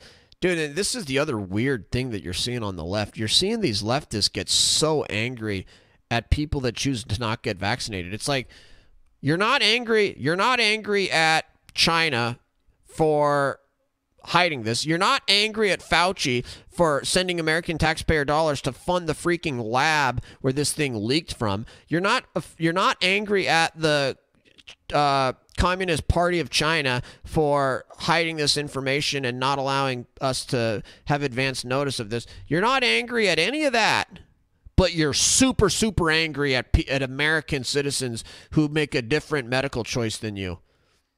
You realize how immoral these Democrats are for being angry at Americans that chose not to get a vaccine? It's like, dude, what somebody else decides to do with their medical decision and what they decide or not decide to inject or not inject into their body is none of your business. And certainly you have no right to get angry at somebody else for making a different vaccination choice. Give me a break. Right, old gamer Mike. They are the bad guys. They're literally the bad guys. They're the villains. These people are literal villains. Totally exposing themselves. Completely exposing themselves as authoritarian scumbags. Exactly, Robert Ford. Not angry at Antifa, not angry at BLM, not angry at the Waukesha massacre guy. No. But I'm so angry at the unvaccinated that we need to get the military out here. So it's time to admit that we have to go to war against COVID. The stupidest thing, too, is that these morons actually think that COVID would go away. How stupid do these people have to believe that they think that we could stop COVID? They actually think that we could stop COVID and solve COVID if we all just lock down. They actually think that we could just end COVID if we all wear a mask. They actually think that we could just stop COVID and end COVID if we all got the vax. How dumb do you have to be to actually think that? How many different times have we had to have people say that, hey, just do this, just do that, just do this, just do that. We'll end COVID. We'll stop COVID. We'll end it. We'll stop it. We'll stop the spread. We'll end it.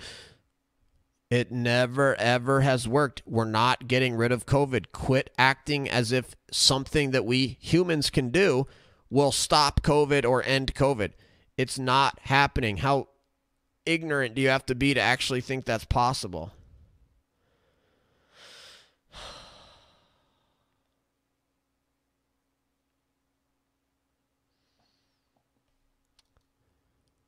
Require vaccination universally. Have the military run it. If you don't want to get vaccinated, you better be ready to prove your conscientious objector status in court.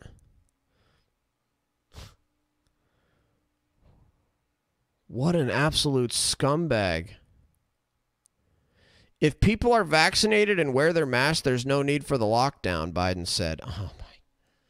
Oh, this is so frustrating, dude. They hear the same garbage day in and day out, year after year. The same trash over and over again. Nobody wants to be the bad guy. So we've allowed a pastiche of uncoordinated health. Nobody wants to be the bad guy. So listen, dude, he admits at the beginning, dude. He admits that I'm going to be the bad guy. He literally admits nobody wants to be the bad guy, so I'll just do it. I'll be the bad guy. He's admitting he's a bad guy. Nobody wants to be the bad guy. So we've allowed a pastiche of uncoordinated health organizations to dictate an on-again, off-again series of measures that mostly just leave us baffled and confused. We haven't centralized the issue to the point where the White House actually seems to take responsibility. Let's see, first was the CDC, and then the FDA, then the National Institutes of Health, mostly coordinating policy through talk shows. Then we left vaccination policy to individual companies. Now it's toothless OSHA going back and forth on what's allowed in factories, but nobody with any power is saying that frontline workers need to be vaccinated. It's just plain wrong, and most of us are sick of it. Even as a vocal anti-vax minority is always grabbing the mic. This charade must end. The government must require vaccinations, not of this group or that group, not company by company, not cruise ship by cruise ship or airline by airline or governor by governor. The buck stops at the White House. Some of us are old enough to remember when we were told we had to get a needle stuck into our arms because of some disease that was so scary we were afraid to talk about it. The disease was called polio. No one knew how you got it, but you were scared to go to a place where anyone might congregate, a swimming pool, a park. Then we got a vaccine that worked, and President Eisenhower said we would end polio. He pulled it off because he didn't. Oh, so COVID is exactly like polio, guys. COVID's exactly like polio. It's the same extremeness. It spreads the same way. It has the same impacts. It has the same symptoms. It has the same long-term effects. And the vaccine's the same as the polio vaccine too, guys. It's the exact same. Didn't give us any choice. Soon after, as if the needle were too hard, they came up with a sugar cube. They being the scientists at the time. And we lined up and took them too. Mine tasted like maraschino cherries. Yeah, like the Del Monte fruit cocktail my mom served. Yeah, this guy can talk so many words and not say a dang thing, dude. Literally, he's been talking for 90 seconds now. He hasn't said a thing. But only better. Lord knows what happened if you didn't partake. But back then, anyone who refused to get vaccinated would get ratted out immediately. Because I don't know, Guapo. I haven't looked at the specific statutes that Abbott used. I'm in favor of state law. I am in favor of state law. Protecting individual citizens' medical privacy and protection against unlawful discrimination. And I don't believe that companies should be legally allowed to discriminate against people based on their vaccination status.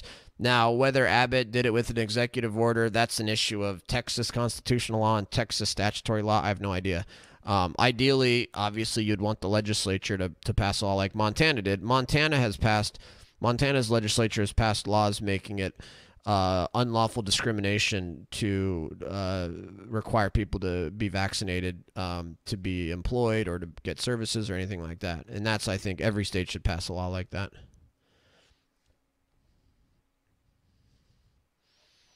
Yes, I did, guitar player. Because we knew that person could hurt other people. The commonweal was a commonweal. Now we're engaged in a similar struggle with COVID, and Eisenhower would be aghast. We have immunocompromised people who are incubators for every variant to come, walking around lawfully unvaccinated? That's psychotic. We have companies that have tried hard to get people vaccinated and now backing down. We have governors who want to... Yeah, I don't know, guitar player. I don't know if Biden would really want people to be held down and injected with the vaccine. I don't think Biden has any opinions of his own anyway. No doubt that Biden would have the government holding people down and objecting them if he could, because that's what the radical left wants, and Biden is beholden to the radical left. But I don't know. But listen to this guy, dude. Lawfully walking around unvaccinated. Yeah, Jim Cramer. It's called freedom. Ever heard of it? It's called personal responsibility, individual responsibility. Ever heard of it? It's called medical privacy. Ever heard of it? It's called my body, my choice. Ever heard of it? Immunocompromised people who are incubators for every variant to come, walking around lawfully unvaccinated? That's psychotic. We have companies that have tried hard to get people vaccinated and now backing down. We have governors who want to be president by grandstanding on a foolish states' right issue, the right to get sick, get other people sick. So it's time to admit that we have to go to war against COVID. Require vaccination universally. Have the military run it. If you don't want to get vaccinated, you better be ready to prove your conscientious objector status in court. That is evil, dude. That is out and out evil. It's staggering to think how evil that is. Wow. Just throwing people's rights out the window just because you're scared of COVID. Just because you're scared of a disease with a 99% plus survival rating. And just because of your own fears and your own, yeah, isn't that crazy, Future SC? What's up? Hasn't been a while. Good thing no one watches that crap. Oh, I know. Jim Cramer on CNBC. What a joke. Really, Omnilux, what treatment did you get?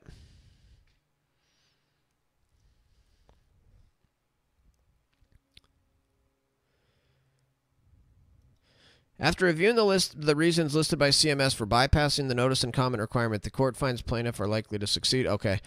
The situation was not so urgent that notice and comment were not required. It took CMS longer to prepare the final rule without notice than it would have taken to comply with the notice and comment. Notice and comment would have allowed others to comment upon the need for such drastic action before its implementation. It does not appear to this court that the government defendants will be able to meet the stringent requirements for the good cause exception to apply. Wow, dude. Wow. I can't believe that Biden not only is trying to force vaccines on people, but he's doing it without even providing notice and without even allowing the public to offer any input. Wow. Yeah, that's messed up, dude, that Jim Cramer, it's like, dude, Jim Cramer, all you do is talk about stocks, and all you do is make wrong calls on stocks and say a bunch of garbage about companies you know nothing about. It's like, who are you to talk about, like, who are you to go around and saying that the military should go around forcing everybody to get a vaccine? Like, maybe you should go back and study basic civil liberties before you start making such absurd comments. Maybe stick to your wrong takes on stocks before you start proposing massive human rights violations. I mean, that's really what we're talking about here, folks. We are talking about Democrats like Jim Cramer openly calling for mass human rights violations.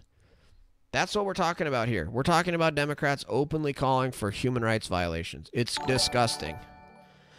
These people are more afraid of the COVID than they are of what people would do if they were attacked like that. All I can say is you try to hold my kids down and give them a vaccine, and may God have mercy on your soul. Seriously, Hydra. Seriously. Omnilux, hydroxychloroquine, ivermectin, and vitamins. Got them from my doctor. Are you serious, Omnilux? Wow, that's awesome, man.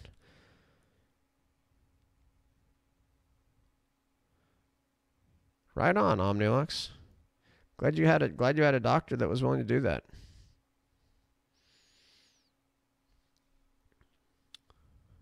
Unbelievable.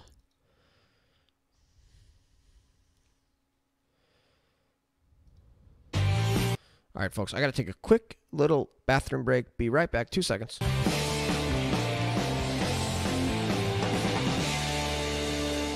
Good evening and welcome to Tucker Carlson Tonight. Big changes in the tiny hothouse, and it is tiny, of cable news this evening. CNN's top-rated anchor, Chris Cuomo, has been pulled off the air, likely for good. We'll probably never see him on camera again. For us here at Fox, it feels like the end of something. Like most Americans, we never actually watched the Chris Cuomo show, assuming that was its name. But over the years, we saw his clips, and they transfixed us. Very often as a public service, but also because, honestly, we could not help ourselves, we brought them to you. How, we wondered, did a man who could barely speak English wind up with a paying job on television? Was it some kind of weird affirmative action program for the illiterate? We never figured it out. But it was remarkable to see it. Sentence after badly mangled sentence. A bouillabaisse of incomprehensible grammar. You couldn't understand any of it. It was a kind of performance art. A communicator wholly unable to communicate. And then there was the weightlifting. There was nothing wrong with lifting weights or keeping in shape, obviously. But there was always something very wrong with the videos that Chris Cuomo had shot of himself and then put on the internet. Imagine wanting other people to see this. Sorry, I've been really busy, but I am working out. I mean, let's be honest, you don't get to look like that by nothing. No, I'm kidding. Just get a little pre-show pump. What does that say? Cuomo prime time. Hashtag let's get after it. 100 pounds, just kind of just work it out. A little bit of light stuff. Yeah. Yeah. Yeah. Yeah. News time. We were also using that Fred Flintstone dumbbell. This is multitasking for a real man. Oh, his poor staff. So yes, we did make fun of Chris Cuomo quite a bit on this show. In fact, pretty relentlessly for the past 5 years. Chris Cuomo was a buffoon. He was also, in the way that buffoons tend to be, incredibly self-righteous and false. Here he is, for example, pretending to emerge from self-imposed quarantine in his basement after recovering from COVID. Dude, that is hilarious. Just ripping Cuomo a new one. COVID. We had a huge day today in Casa Cuomo. Take a look at this. All right, here it is. The official re-entry from the basement. Cleared by CDC. A little sweaty. Just worked out. Happens. This is what I've been dreaming of, literally, for weeks. This is the dream. This was all a scam, wasn't it? This was all a complete lie, wasn't this? just to be back up here doing normal things. Ah, his poor family. He pulled them into it. We learned later the whole thing was fake. Chris Cuomo hadn't quarantined. In fact, he'd been out and about, wandering around Long Island without a mask, yelling at anyone who questioned him. Now, no one else at the time in the media seemed bothered at all by this, but it struck us as a big deal. It was too phony. But his bosses didn't care. Before you knew it, Chris Cuomo was back on television, barking at you for, yes, not wearing a mask. Put on the damn mask. If you're in California, if you're in Riverside, wear the mask. If you want to avoid situations like this where you live, wear the mask. If we care about doing the right things, I wear a mask for you as much as I wear it for me. I love how these Democrats actually think that you're going to get people to wear the mask by being a Karen and overbearing and rude and demanding. It's like, you idiots. You guys, do you not realize that you're actually being counterproductive? You're actually causing less people to want to wear a mask by acting like that? I had the disease. You need to wear a damn mask. Right. And you have to take care of other people in your community, and it's got to be about... As if cussing and swearing. Yeah, let's be rude and overbearing and act like a Karen and act like a jerk, and then also let's just swear at them. Yeah, that'll get people to wear it. About us, because the help's not going to come from above. Said the guy who screamed at someone else for pointing out that he was not wearing a mask. Now, at the time, that seemed pretty unforgivable to us. In fact, watching the tape, it still does seem unforgivable. But once again, Chris Cuomo's bosses weren't bothered at all. At CNN, there is no penalty. Holy cow! Boom! Let's go, Holy Brandon! smokes! Galaxy 1 with 10 Tier 1 subs coming in hot! Holy cow! Thank you! Boom! Let's go, Brandon! Galaxy 1 with 10 Tier 1 subs. Their first time ever gifting subs. Galaxy 1. Boom. Let's go, Brandon. Boom. Thank you, Galaxy 1. Holy smokes. Thanks for streaming. Boom. Let's go, Brandon. You're welcome, Galaxy 1. Thank you so much, man. Wow, you got a 6-month sub badge. Boom. Let's go, Brandon. Actually, I do recognize your name, Galaxy 1. It's just been a while since you... Boom! Let's go, Brandon! Or maybe you don't chat much, but you're welcome for streaming. You're welcome, Galaxy 1. It's my pleasure and my honor, really. Boom! Let's go, Brandon! It really is. It really is my honor. It's been a while. Yeah, it feels like it's been a while, Galaxy 1. Thank you so much for the 10 subs. Boom! Let's go, Brandon! Always lurking. Very cool, man. Thank you so much. I appreciate that. It means so much. It's absolute. Boom! Let's go, Brandon! It really is my honor. For falseness. The only thing you can't do at CNN, the thing that they will never tolerate, is displeasing the people in charge. That means not simply Jeff Zucker, who runs the company, but the billionaires who run our country. If you cross them, there it is. So this morning when we saw the Atlantic magazine, we knew it was curtains for Chris Cuomo. The Atlantic is owned by Steve Jobs' widow. It functions as a kind of modern social register, a place for the ruling class to talk to itself. And the Atlantic decided that it was deeply displeased Chris Cuomo had dared to help his brother, the former governor of New York, when he was accused of sexual harassment. All right, whatever. We got to get through this court case because this is just too good. Okay, plaintiff states maintain CMS mandate must be enjoined because it exceeds the government's authority. The DHH and CMS are part of the executive branch. Only Congress, as the legislative branch, has the authority to make laws. There it is. As simple as that, folks. Only Congress has the authority to make laws. The executive branch must take care that the laws be faithfully executed. Because the executive branch cannot make laws, it is given its powers through acts of Congress. The CMS claims authority to issue the CMS mandate through sections of the Social Security Act. It gives the Secretary authority to prescribe such regulations as be necessary to carry out the administration of the insurance programs under this subchapter. The remaining portions of the section deal with procedure for the regulations. Wow, dude. So they literally, this is what's so absurd. You have this broad statute that says you can have regulations that are necessary to carry out the administration of the insurance programs. And they think that gives them, it's like, dude, how is mandating a vaccine necessary to administer insurance programs? What are you talking about? Secretary of the Treasury, Secretary of Labor, Secretary of Health and Human Services, respectively, shall make and publish such rules and regulations not inconsistent with this chapter as may be necessary to the efficient administration of the functions with each is charged under this chapter. The government defendants reference Table 1 authorities, which sets out statutory authority for each specific category of provider-supplier. The statutes are general authorizations to prescribe rules and regulations that may be necessary to carry out Medicare and Medicaid. The statutes listed in Table 1 are general authority to specify standards for the various types of providers and suppliers. None of these statutes give the government defendants the superpowers they claim. Ouch. Ouch. None of these statutes give the government the superpowers they claim. Not only do the statutes not specify such superpowers, but principles of separation of powers weigh heavily against such powerful authority being transferred to a government agency by general authority. Amen. Amen. The government is literally taking just generalized statutes saying, hey, you can do anything necessary to administer this program, and saying that that gives them authority to take major issues out of the hands of a representative Republican into the hands of a freaking administrative agencies and unelected bureaucrats being told what to do by the president. Give me a freaking break. Not only do the statutes not specify such superpowers, but principles of separation of powers weigh heavily against such powerful authority being transferred to a government agency by general authority.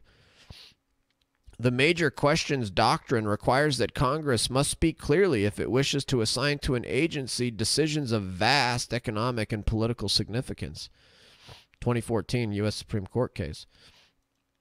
In Utility Air, the U.S. Supreme Court found that EPA exceeded its authority when the EPA adjusted levels set forth in the Clean Air Act regarding greenhouse gas emissions. Like the present case, EPA used general authority to expand its power. Justice Scalia wrote, ooh, gotta love a Justice Scalia quote, EPA's interpretation is also unreasonable because it would bring about an enormous and transformative expansion in EPA's regulatory authority without clear congressional authorization. When an agency claims to discover in a long extant statute an unheralded power to regulate a significant portion of the American economy, we typically greet its announcement with the measure of skepticism. We expect Congress to speak clearly if it wishes to assign an agency decision of vast economic and political significance. That is exactly what has occurred in this case. Government defendants have used general authority statutes to mandate COVID vaccines for over 10 million healthcare workers. Certainly, this is a decision of vast economic and political significance. The Fifth Circuit found the same with the similar OSHA Vax mandate. Judge Engelhardt wrote, there is no clear expression of congressional intent in the OSHA statute to convey OSHA such broad authority, and this court will not infer one. Nor can the Article 2 executive breathe new power into OSHA's authority, no matter how thin patience wears. Oh, I love that. Oh, that was so good. Oh, so good. It's like, I don't care how mad you little government bureaucrats are. I don't care how frustrated you government bureaucrats are. I don't care how thin your patience is with people that don't want to get the vaccine. Just because you little government bureaucrats are mad. Whoa! Holy cow! Gringo Guapo! Alrighty, Lecture Fan, had to stop by for a moment to say hello. Gonna head out. Holy cow! Thank you, Guapo. Really appreciate it, man. Thank you so much, Guapo. That's huge. That's huge. Guapo reaching the 14,200 bits. Thank you, Guapo. Thank you so much, man. Hope you have a good one. That's massive. That's massive. Wow. What are you guys are supporting the Lecture Fan dream a lot tonight. Thank you guys all so much.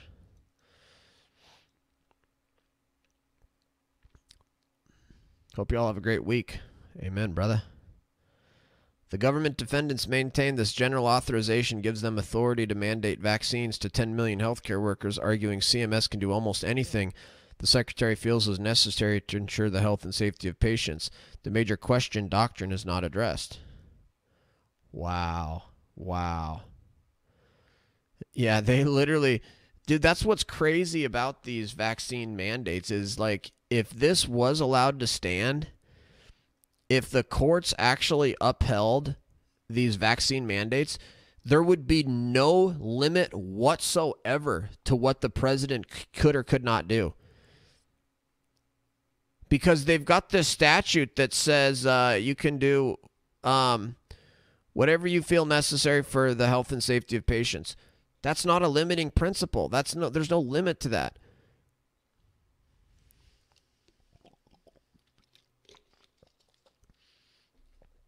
Alabama Association of Realtors warrants discussion in finding the nationwide eviction moratorium enacted by the CDC.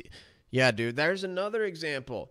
The CDC banning evictions. Dude, it's just example after example after example of President Biden trying to abuse the Constitution, abuse the administrative state, trying to use these administrative agencies to pass rules that he can't get through Congress, that the American people don't support, that are huge violations of people's rights, and just doing it through executive order. It's just absurd. That CDC eviction moratorium was the most outrageous thing. Like, what the frick does the CDC have to do with residential landlord-tenant evictions? What the hell are you talking about? The CDC and landlord-tenant evictions? What? Just like OSHA and COVID vaccines. What the frick does OSHA have to do with a COVID vaccine? Nothing. What does administering an insurance program have to do with COVID vaccines? Nothing. This just goes to show how out of control this Biden administration is. Completely out of control, dude. Using agencies and statutes that have nothing to do with something else to mandate whatever the hell that they want to do. This is absurd. How Lucky for? What's up, How Lucky? Do you think the fact that Biden basically thumbed his nose at Kavanaugh with the moratorium issue will impact how he votes on future cases? I think it pushed him much further right. I don't know. I have no way to know either way. I doubt it. I guess I would start with the assumption that Supreme Court justices are trying to just make the best decision based on the law that they have. But obviously, until that's an assumption that's rebutted by actions that say otherwise, like what Justice Roberts has done, which clearly shows he's not trying to do his best to just enforce the Constitution. No, dude, I think if Kavanaugh has a bias in his rulemaking, it's got to be against the radical left for what they did to him during his confirmation. Dude, think about what the Democrats did to Kavanaugh during his confirmation hearings. How could you remain non-biased against Democrats if you're Kavanaugh and you literally had the most horrible lies said about you just to try to destroy your life and your family? That was so bad, dude. What the Democrats did to Kavanaugh was so bad. We should be talking about that still day in and day out. Why are we still not talking about what the Democrats did to Kavanaugh? That was so grotesque. That was another perfect example of how Democrats are, how the left operates. Okay, and finding the eviction moratorium enacted by the CDC beyond the CDC's authority, the CDC had a statute that was more broadly worded than the one the CMS uses in this case. The Supreme Court called the expansive authority of CDC unprecedented and stated the statute is a wafer-thin reed on which to rest such a sweeping power. Supreme Court. Opulence is in the house. Haggis is in the house. What's up, guys? No one these days went to jail for interrupting Congress. No one those days went to... Wait, what do you mean? Yeah, how Kavanaugh was treated, I will never forget. Right, Haggis. That's something that we ought to be talking about more because I think a lot of people have forgotten. I think a lot of people have forgotten what the Democrats did to Kavanaugh. And that was very, very enlightening moment. It needs to be told to everybody.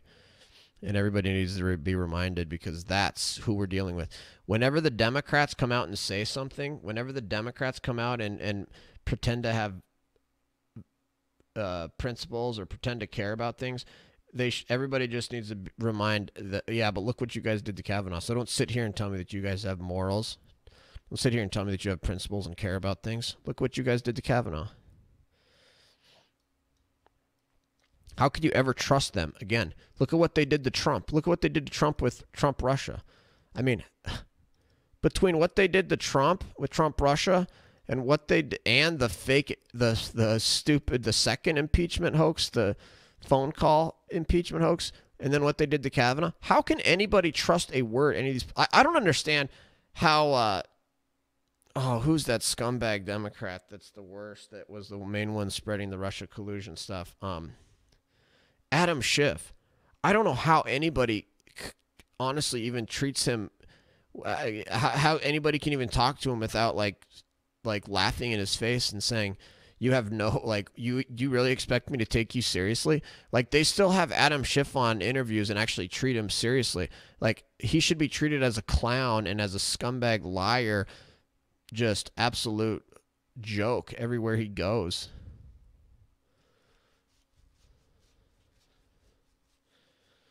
Oh, when they were interrupting Kavanaugh's hearing. Right. Right.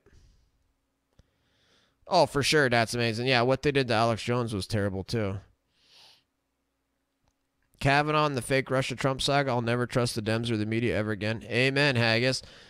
Every American should be at that point now where, after what the Democrats have done, that nobody should ever trust the media or the Democrats again. Every American should feel that way. Right, Audi Glaze? Yep, if you like your plan, you can keep your plan. Oh, never mind. You can't have your health insurance plan. We're banning that type of plan. Sorry. There's no question that mandating a vaccine to 10 million healthcare workers is something that should be done by Congress, not a government agency. It's not clear that even an act of Congress mandating a vaccine would be constitutional. There we go, baby. Okay, so that other article talked about how that judge said that the government can mandate vaccines if Congress does it.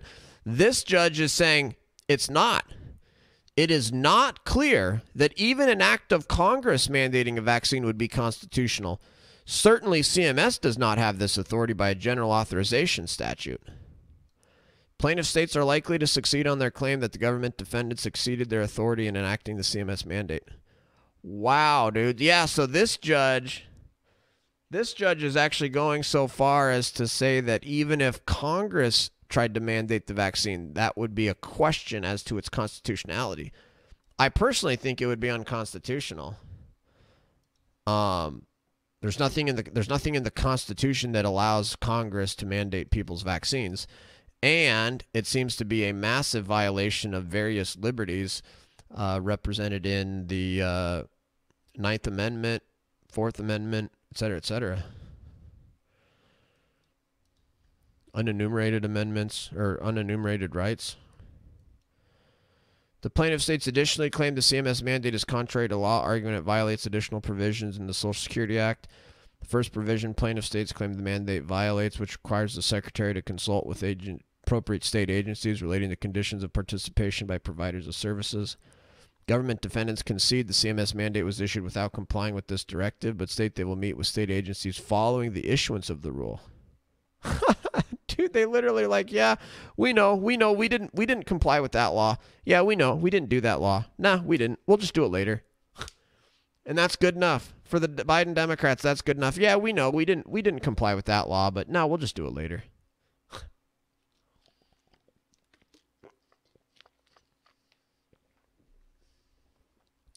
Isn't the case law clear that vaccines are up to each state? Same thing with quarantines.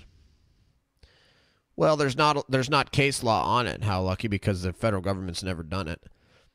But traditionally, yeah, that's how lucky. Yeah, traditionally the federal government should have no role in anything unless there's a specific enumerated power, including things such as coining money, foreign affairs, the military, immigration laws, like post offices and post offices and postal roads. There's a list. There's enumerated powers in the federal Constitution. It's literally like The federal government is allowed to deal with foreign affairs and foreign policy, immigration, coining of money, the military, Army and Navy, post offices and postal roads. I mean, stuff like that. There's like specific things that the federal government's supposed to do, and everything else is supposed to be done by the states. So yeah, I mean, traditionally, you're absolutely right. The federal government should have no role whatsoever. But stating that the case law is clear, there's no case law that's really clear, especially when it comes to the federal government's constitutional powers, because the Supreme Court has interpreted the Interstate Commerce Clause to basically be nearly unlimited.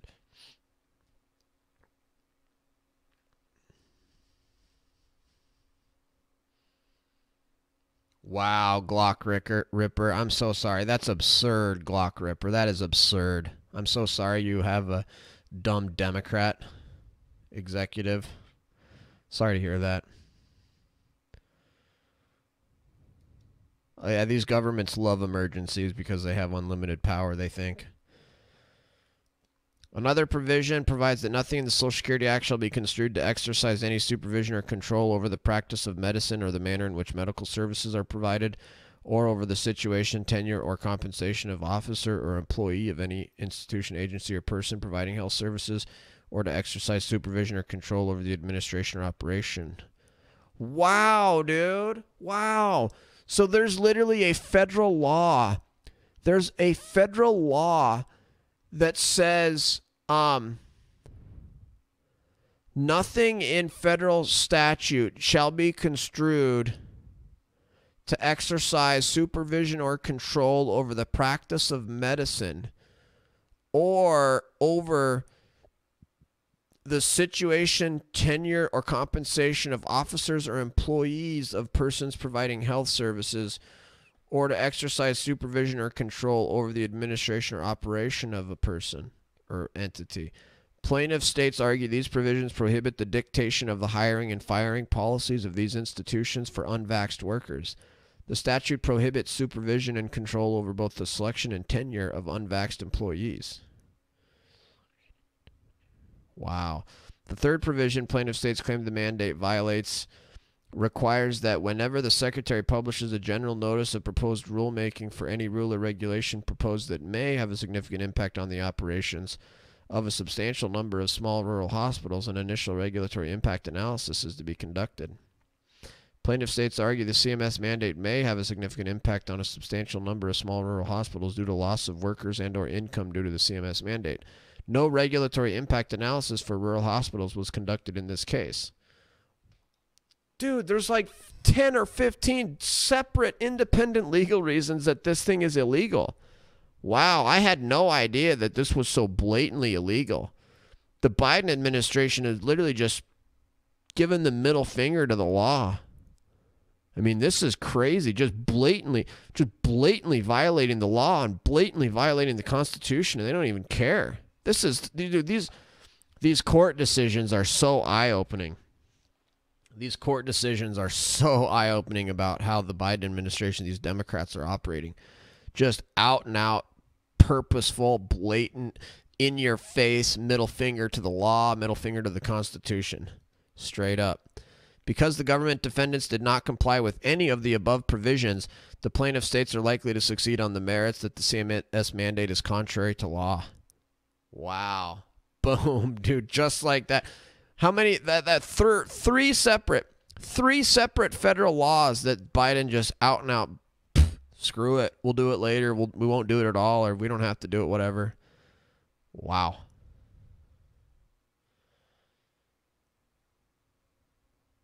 Yeah, send it over, How Lucky. Send it over. Federal administrative agencies are required to engage in reasoned decision-making. The plaintiff states alleges CMS mandate is arbitrary and capricious.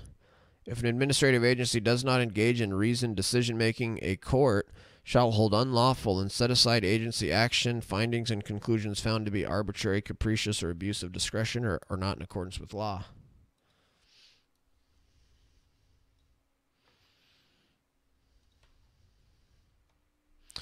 April 2020. Huh, cool. Thanks, I'll check it out. It blows my mind how some people are numb to this madness. These are the same people who forgot they canceled elections, weddings, funerals, chose what was essential, what was not, how those lemmings are obsessed with your vax status. Yeah. You ain't kidding, Opulence. You ain't kidding. Oh, man. Same people who, arrogated to themselves the power to decide what is essential and who's not essential. Do you know how terrible that was, dude?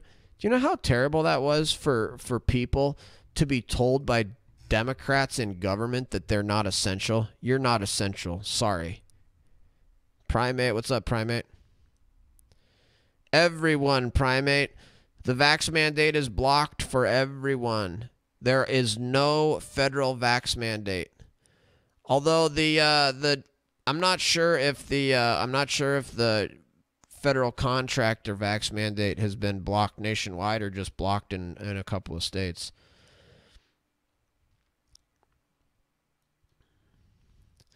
Plaintiff states argue the government defendant's mandate ignores the Social Security Act's focus on patient well-being, instead focuses on the health of healthcare providers. The plaintiff states maintain the goal of the mandate is to increase individual vaccine rates, which will actually have the effect of harming patient well-being due to staff shortages of providers and suppliers. That's such a good argument. Wow. Yeah, so they're saying, like, look, you're actually, like, under these statutes, you're actually supposed to be focused on patients' health and well-being. Well, what you're actually going to do is actually hurt patients' health and well-being because a bunch of healthcare workers are going to get fired. You're literally forcing us to fire a bunch of healthcare workers. How is that good for patients? How is it good for patients?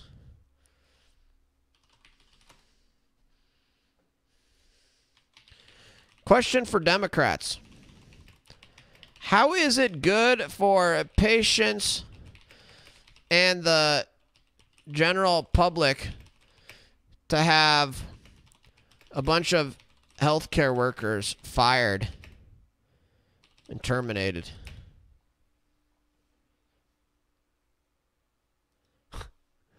That's a really, really good argument. Yeah, I'm sorry, but it's not good for the patients to have their healthcare providers fired, unceremoniously fired, taken out back and told, get lost. You're not welcome here anymore. This is backed up by a number of declarations of various individuals that verify healthcare worker shortages. A significant number of healthcare workers remain unvaxxed. The harm that will be caused to these facilities in the event that even a few of the unvaxxed healthcare workers quit or are fired.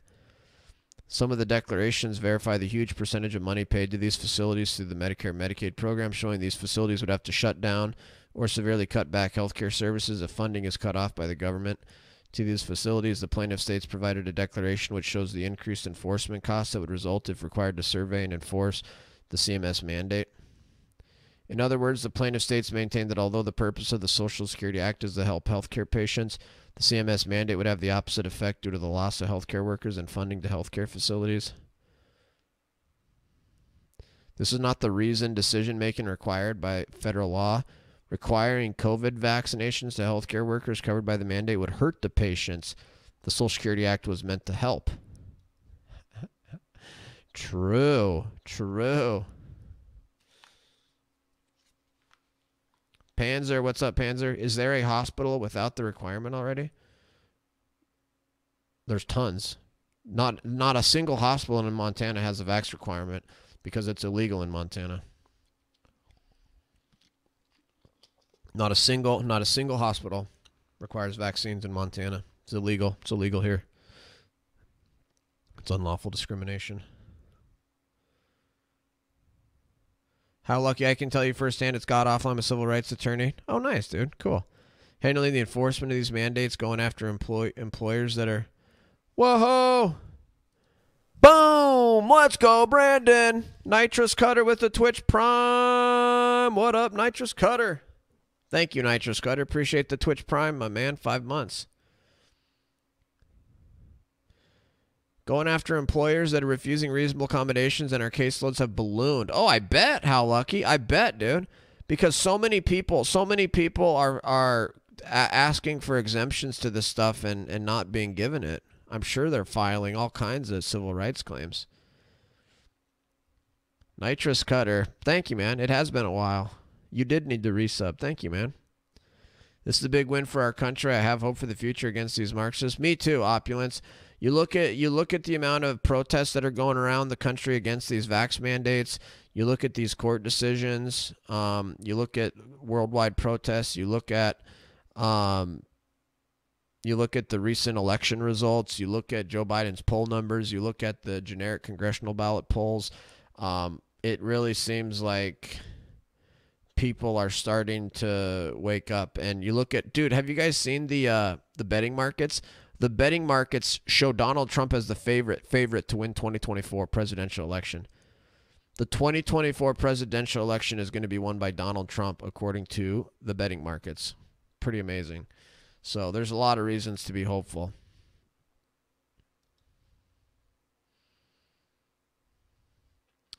I've seen multiple employers that are outright refusing to consider religious accommodations are probably only approving 25% of disability medical exemptions. Wow. That's terrible, How Lucky. That's terrible. Well, I think I heard somebody say, or I read somewhere that like one of the reasons that the employers are not giving out very many exemptions is because they were worried that they were going to get scrutiny by the federal government if they had a high percentage of exemptions. So like if you're a business and you just hired out or handed out tons and tons of exemptions, dude, the Biden administration may have come after you through OSHA or CMS or whatever.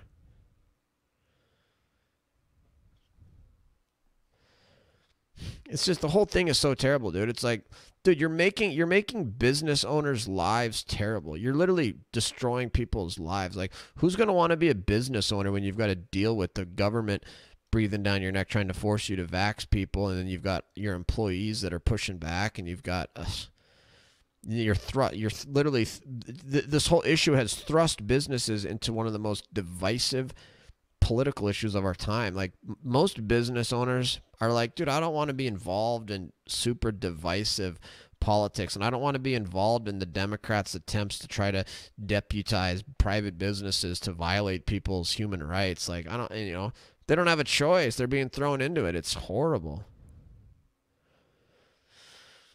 Friend got a religious exemption from a defense contractor. Nice, Swags. Do you know what was his claim, Swags, or what was his religion and what was his religious objection to the vaccine? Do you know? Requiring it every 6 months. Yeah, isn't that stupid, Panzer? It's like, dude, this is what I was thinking. By the way, Rick Shale's in the house. What up, Rick Shale? Welcome. We were good enough to work as essential workers before the vaccines were... Oh, exactly. Yeah, these people were heroes and essential workers, but now they should be taken out back and unceremoniously fired, I guess. I was thinking about this. Okay, so let's say that the vaccines wane, right, and you need boosters, okay? And so then you have one person that got the vaccine, was fully vaxxed, and let's say they had actually some severe, maybe they had regular side effects, maybe they had a sore arm, maybe they had, felt sick for a day or whatever, normal kind of side effects, or maybe they had severe side effects, maybe they had myocarditis or something like that. But you've got one person who got the vax, right, fully vaxxed, two shots, fully vaxxed, and then 5 or 6 months later, that person no longer has immunity and they're kind of just there. Okay, you have another person who never got the vaccine, and then 6 months later, they're in the same position as somebody that was vaxxed, right? If the immunity is waning and you need this booster to keep going, and so it's like, okay, so the longer you wait to get the vax, the less likelihood of side effects, and the more likely that you're going to be in the same position that somebody that was vaxxed and somebody that was subject to potential side effects.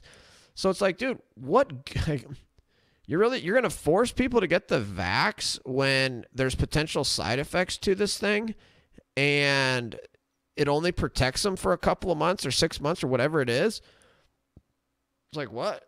Like, okay, so the person that chose not to get vaxxed actually then seems like the smart person then, because under this theoretical, hypothetical situation.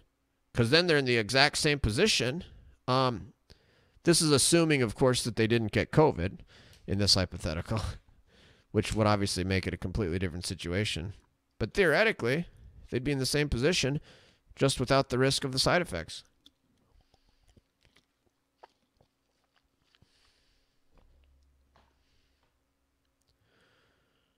Report any case when you were fired on the medical license application. Oh, right, Panzer, right. Right, I guess good point about the religious thing. Close to half of DHS employees have filed for accommodations on their website, 35,000. Wow, Swags. So Swags, do you know actually? Swags, do you know what your friend that actually got a religious exemption, do you know what their religion was and how they claimed it was against their religion? Because I've just heard a lot of people getting their religious exemptions rejected. I'm just kind of curious how did they say it to actually get it approved? The plaintiff states argue the governments failed to consider or arbitrarily rejected obvious alternatives to the CMS mandate. These alternatives include daily or weekly COVID testing, wearing masks or shields, natural immunity, or social distancing. Plaintiff states maintain the apparent rejection of these alternatives to COVID-19 vaccines is unsupported by evidence. The declaration declares that since July 2021, employees at the Utah State Hospital have been required to be vaxxed or take a weekly COVID test. That alternative has caused no apparent harm to patients or staff. The rejection of natural immunity as an alternative is puzzling. Natural immunity is the immunity of people who have been infected with the COVID-19 virus. In rejecting this alternative, the CMS mandate stated, while a significant number of healthcare staff have been infected with COVID, evidence suggests that their infection-induced immunity, also called natural immunity, is not equivalent to receiving the COVID-19 vaccine. So now they're actually taking the position that natural immunity is not as good as a vaccine immunity. It's like, wait, what? I've actually been hearing from doctors that it's actually better. Catholic abortion fetal cells. Oh, okay, Swags. Okay. Interesting. That's the one that's been real common, right? The counter that I've heard to that one is that, okay, if you're going to say that you're opposed to anything that uses aborted fetal cells in its development, then there's a whole list of other things that you then have to be against too, like Tylenol, I guess I've heard. I don't know how true any of that is. But I've heard that, like, if you do that, they may come back and say, okay, well, do you also refuse to take Tylenol? And if the person says, yes, I do refuse to take Tylenol, then it's like, okay, then you're being consistent. If you say, no, I do take Tylenol, then it's like, okay, well, then you obviously don't have a real religious objection because Tylenol had aborted fetal cells in its development too. I don't know if that's true or not. It's some that there are testes who not vaxxed to be tested. What about folks that have, they still get the flu? Right, opulence, yeah. So you're not going to test people that have the vaccine even though they could still get the virus. Oh, that makes sense. The evidence, quote unquote, CMS relied upon in rejecting that alternative is not provided. The declaration of Dr. Jay Bhattacharya, director of Stanford University's Center for Demography and Economics of Health and Aging, disputes CMS's assertion that natural immunity is not equivalent to receiving a COVID-19 vaccine.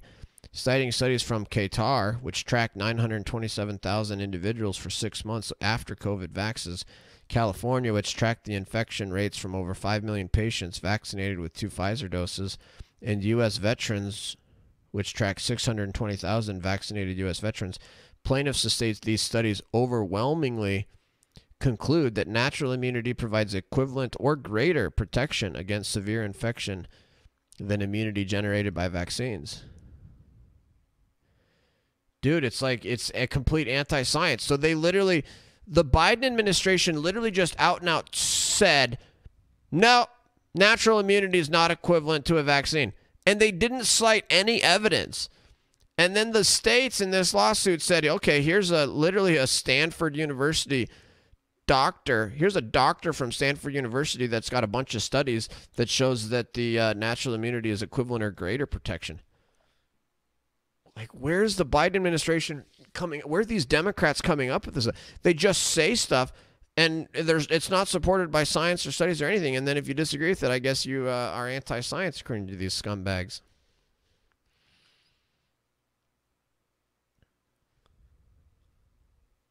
Exactly, Alley Cat. Exactly, Alley Cat. That's why this court is like, dude, the Biden administration, what are you talking about? You just say that natural immunity is not equivalent without providing any data. But then when I actually look at affidavits of actual doctors from Stanford, Dr. Jay Bhattacharya, one of the greatest doctors in the world, he cites multiple studies that show that natural immunity provides equivalent or greater protection. Huh. Interesting. Grocket's in the house. What's up, Grocket? Welcome. Yeah, Omnilux. Wasn't that Fauci has got a god complex or something, claiming that he is science and that he represents science? What a piece of work. Who the heck do they think they are? Someone to have someone in HR judge your religious exemption? Right, Opulence? It's ridiculous. The CMA mandate does not yet require boosters to the COVID vaccines. However, the CDC recently recommended boosters. If boosters are needed 6 months after being fully vaxxed, then how good are the COVID-19 vaccines and why is it necessary to mandate them?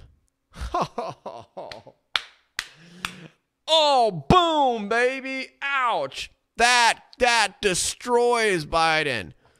Okay, so now the CDC is recommending boosters. If boosters are needed 6 months after being fully vaxxed, then how good are the COVID-19 vaccines and why is it necessary to mandate them? Oh, man, I got to tweet that out with a little quotation.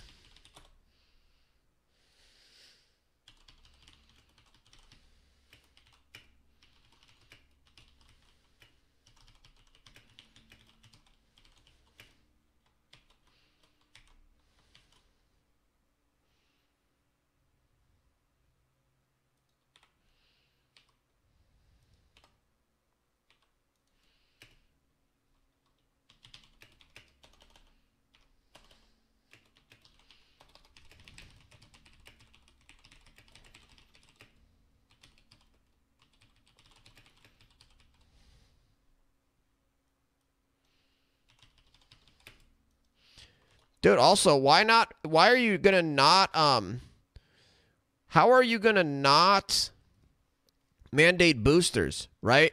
Like, if the CDC is saying that you need boosters and we need boosters and boosters are good and we need boosters, get boosted, but then you're going to mandate everybody get the vax, but you're not going to mandate boosters? What? Why? How is that consistent? How is that valid? You can't sit there and say that this vaccine mandate is super, super required. We have to do this. It's so important.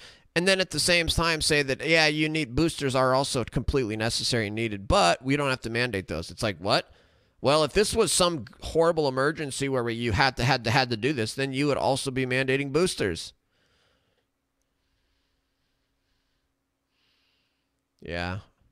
Fauci should go to jail for lying to Congress, but you're right, probably not. Since we've got a corrupt justice system in D.C.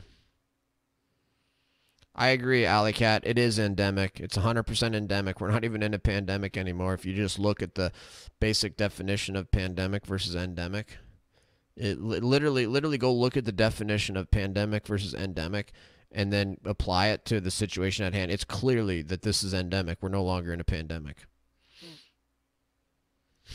LeBron James got COVID. Well, that's too bad.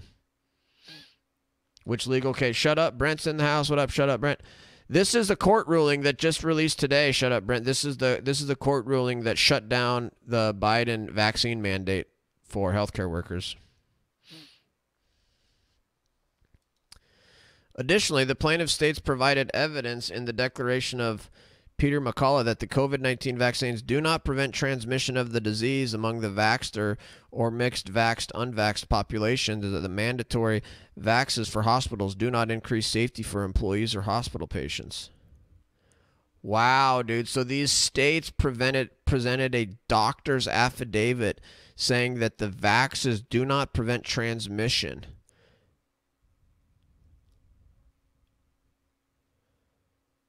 And that mandatory vaxes do not increase safety for employees or hospital patients. McCullough declared that additional treatment with other drugs and supplements has resulted in an 85% reduction in hospitalizations and death of high-risk individuals presenting with COVID-19. Of note, Dr. McCullough declared the Delta variant accounts for 98% of the present cases in the United States, UK, and Israel. McCullough further declared because of the progressive mutation of the spike protein, the virus has achieved an immune escape from COVID vaccines. He stated Delta variant is not adequately covered by the vaccines. In other words, even if you are fully vaxxed, you still may become infected with the COVID-19 virus. Wow, dude, that's aggressive. Holy cow. These states actually got a doctor to say that that you can still spread the vaccine, you can still spread the virus even with the vax.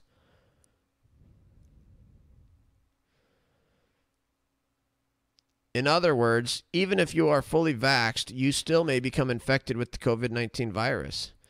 Wow, dude. Yeah, so it's like, okay, how can you sit here and say that we need this COVID-19 vax mandate so hardcore when even if you're vaxxed, you can still become infected and spread the virus? What? Vike, what's up, Vike? Biden tomorrow will say to keep pushing forward with mandates because he doesn't care about courts.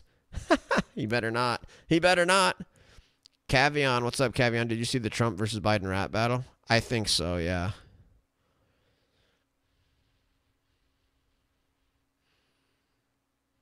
Right, Alley Cat, yeah.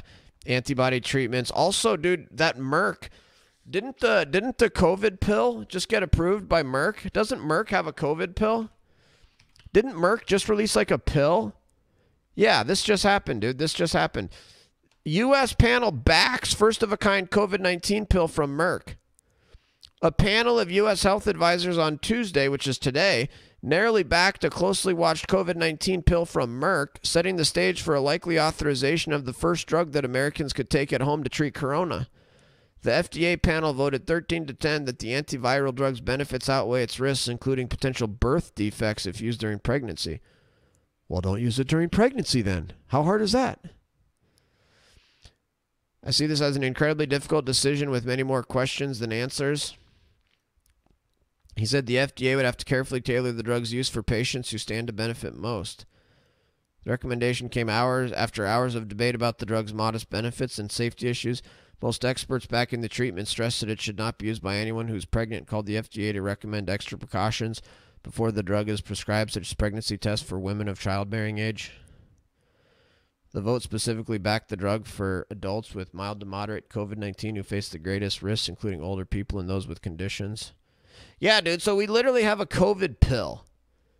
It's like, dude, we've got a COVID pill. The COVID, I think it's like 80% or 90% effective at preventing death and hospitalizations. We have a COVID pill. How can you say that we have to mandate the vaccine so hardcore when we've got a COVID pill? Oh, really, Vike? You read that it was 30% effective? I read that it was like 80% effective. Merck pull out of the Vax program makes you wonder. Dude, everything these huge pharmaceuticals do in the government, it all makes you wonder.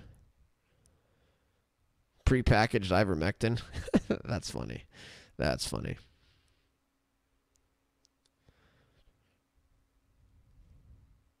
TLS, you've got a tweet for me? So this is updated data. Okay. I haven't seen this updated.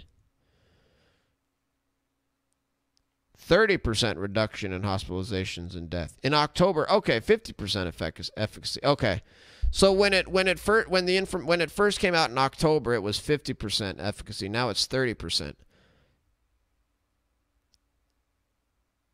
I don't know. I mean, that's still pretty good, dude. That's 30%. That's a third. That's 1/3 of less chance of hospitalization and death. I think that's pretty good.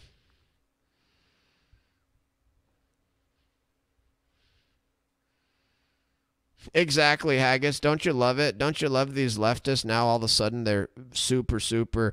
They do whatever Big Pharma says they're on board with. And they love the fact that Big Pharma and the FDA are like two peas in a pod, and that we've got regulatory capture, and we've got co-opted regulatory agencies, and we've got a revolving door in between the FDA and the Big Pharma. And we're all supposed to just trust Big Pharma and trust the FDA, even though we've got a long history of lying and scams and frauds. And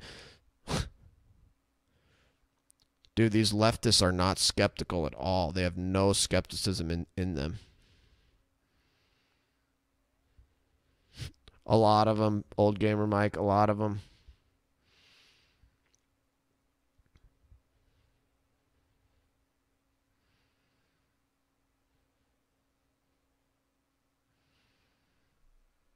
Pfizer.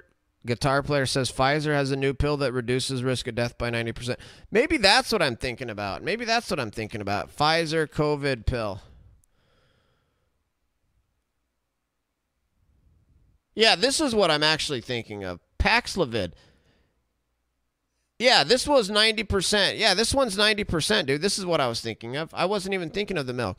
Oh, so Merck and Pfizer have a COVID pill. And they say this COVID pill will stop Omicron or whatever.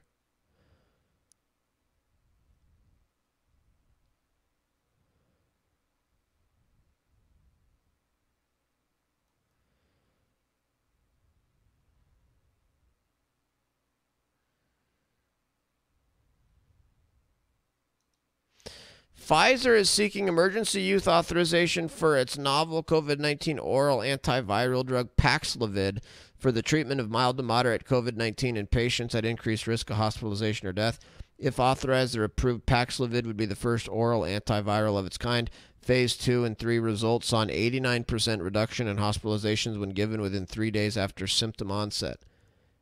Paxlovid, dude. Yeah, so we've literally got multiple freaking COVID pills. One that's 30% effective, one that's 90% effective.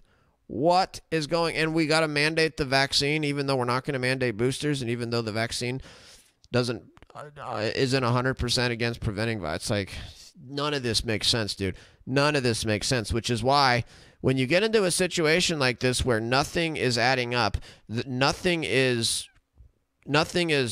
consistent, nothing is calculating, nothing is actually following, nothing is making sense. Well, follow the money. Who's benefiting financially from all this? There's your answer. Murder Buddy, what's up, Murder Buddy? NYY fan, what up? Herman Kane Awards, what up? Welcome everybody to the Lecture Fan stream. They have a pill that were both designed directly off the mechanism that ivermectin uses to stop the replication of COVID within cells, go figure.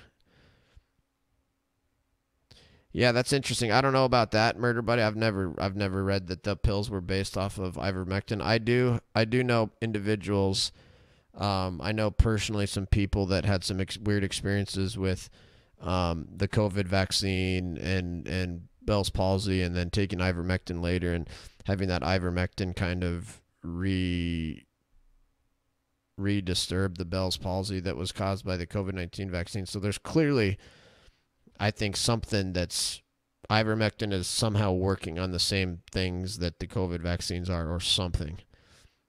Just based off of that one anecdote. Now maybe it's a freak incident. Who knows? I guess, but it just doesn't. Not when you've had so many doctors and so many stories and so many doctors about talking about ivermectin, and then you hear people in your own personal life who talk about how ivermectin kind of gave them a reaction on their Bell's palsy that they got from the COVID-19 vaccine. It's like,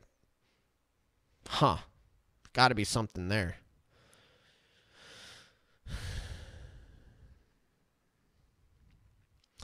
The plaintiff states further argues CMS failed to adequately explain its departure from its prior position of not requiring mandatory vaxes. An agency must provide a more detailed justification when a new policy rests upon factual findings that contradict those which underlay its prior policy. Although CMS spent pages and pages attempting to explain the need for mandatory vaxes, when infection and hospitalization rates are dropping, millions of people have already been infected, developing some form of natural immunity, and when people who have been fully vaxxed still become infected, mandatory vaccines as the only method of prevention makes no sense. Oh, there's another great quote, dude. Holy cow. Holy cow. There's another one we can tweet out. What a quote. What a quote.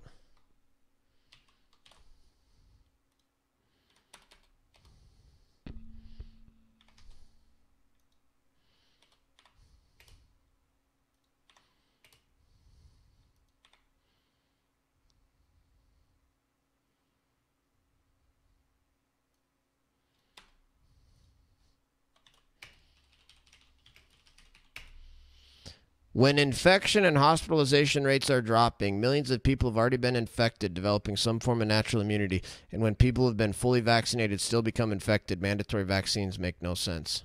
Federal court. Wow. What a great freaking quote, dude. There's some real bangers in this court case. The plaintiff states argue that CMS's rationale is flagrantly pretextual. The government defendants say it is not pretextual, but it's obvious that the mandate was enacted as a result of Biden's September 9th declaration of an intention to pose a national CMS mandate. Both the CMS and OSHA Vax mandates were published on the same day, November 5th. However, the 46-page CMS mandate does not even mention Biden's declaration of a national Vax mandate. The presence of pretext is enough to render a rule arbitrary and capricious. Wow, dude. Wow. So because there's pretext, the rule is arbitrary and capricious and invalid. And pretext is when you claim you're doing something for one reason, but you're really doing it for another reason, right? So CMS is saying that, oh, the real reason we're doing the vax mandate is because of all these reasons. The vax is great. When the real reason is because Biden told them to. That's pretextual. That's arbitrary and capricious. The plaintiff states also argue the CMS mandate ignores the plaintiff states' overwhelming reliance interests in their Medicare and Medicaid programs.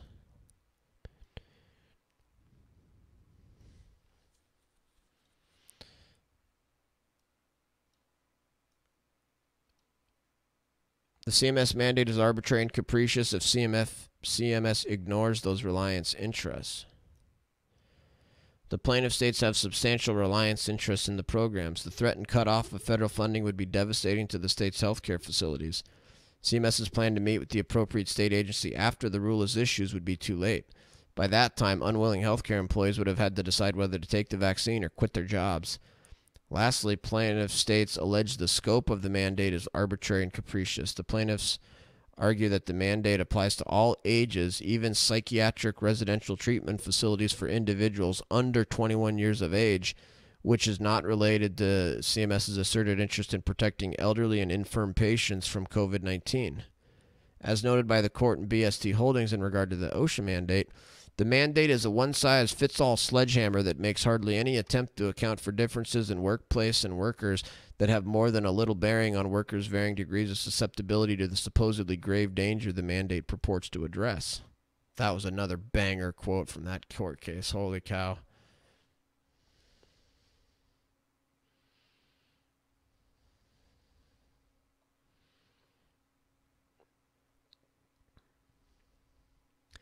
The plaintiff states have made a substantial showing that they are likely to succeed on the merits of their arbitrary and capricious claim. Okay, other constitutional issues, other arguments made by the plaintiffs. Dude, this is incredible. This is literally like every single argument against the COVID vax mandate is being upheld by the court. Every single argument, like this is illegal for this reason, that reason, this reason, this reason, that reason, that reason, this reason. The court's like, yup. Literally every single one of these, the court's been like, yup, this thing is illegal because of this reason. Yup, it's illegal because of that reason. Yup. Man. Now let's see how the constitutional issues come out. Okay, violation of the state's police power, violation of the spending clause, violation of the 10th Amendment, violation of anti-commandeering doctrine. In the federal system, the federal government has limited powers. The states and the people retain the remainder. The states have broad authority to enact legislation for the public good. But the federal government has no such authority and can only exercise the powers granted to it, including the power to make all laws which may be necessary and proper for carrying into execution the enumerated powers. If the federal government would radically readjust the balance of state and national authority, those charged with the duty of legislating must be reasonably explicit about it. The Supreme Court will not be quick to assume Congress has meant to effect a significant change into the sensitive state and federal relations. Congress does not normally intrude upon the police power of states. Absent a clear statement of intention from Congress, there is a presumption against statutory construction that would significantly affect the federal-state balance. The CMS mandate specifically preempts state and federal law, as noted by the Fifth Circuit in BST Holdings. First, the mandate likely exceeds the federal government's authority under the Commerce Clause because it regulates non-economic inactivity that falls squarely within the state's police power. A person's choice to remain unvaccinated and forego regular testing is non-economic inactivity. Oh man, that's another good one for a tweet.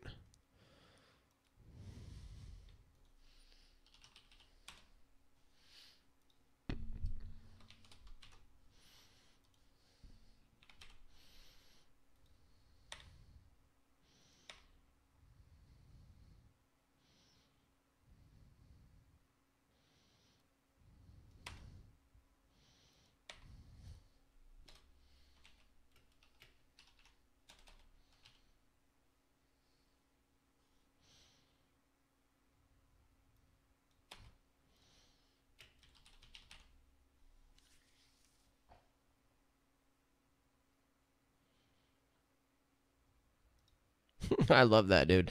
Non-economic inactivity. So yeah, the federal government, the Biden administration is saying, oh, this is constitutional because it's interstate commerce. This regulates interstate commerce. And it's like, interstate commerce. First of all, it's not interstate. It's not going across state lines.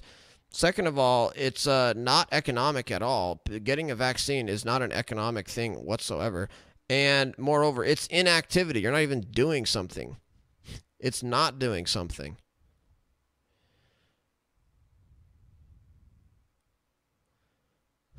True, Murder Buddy. There is a lot of economic activity for Big Pharma.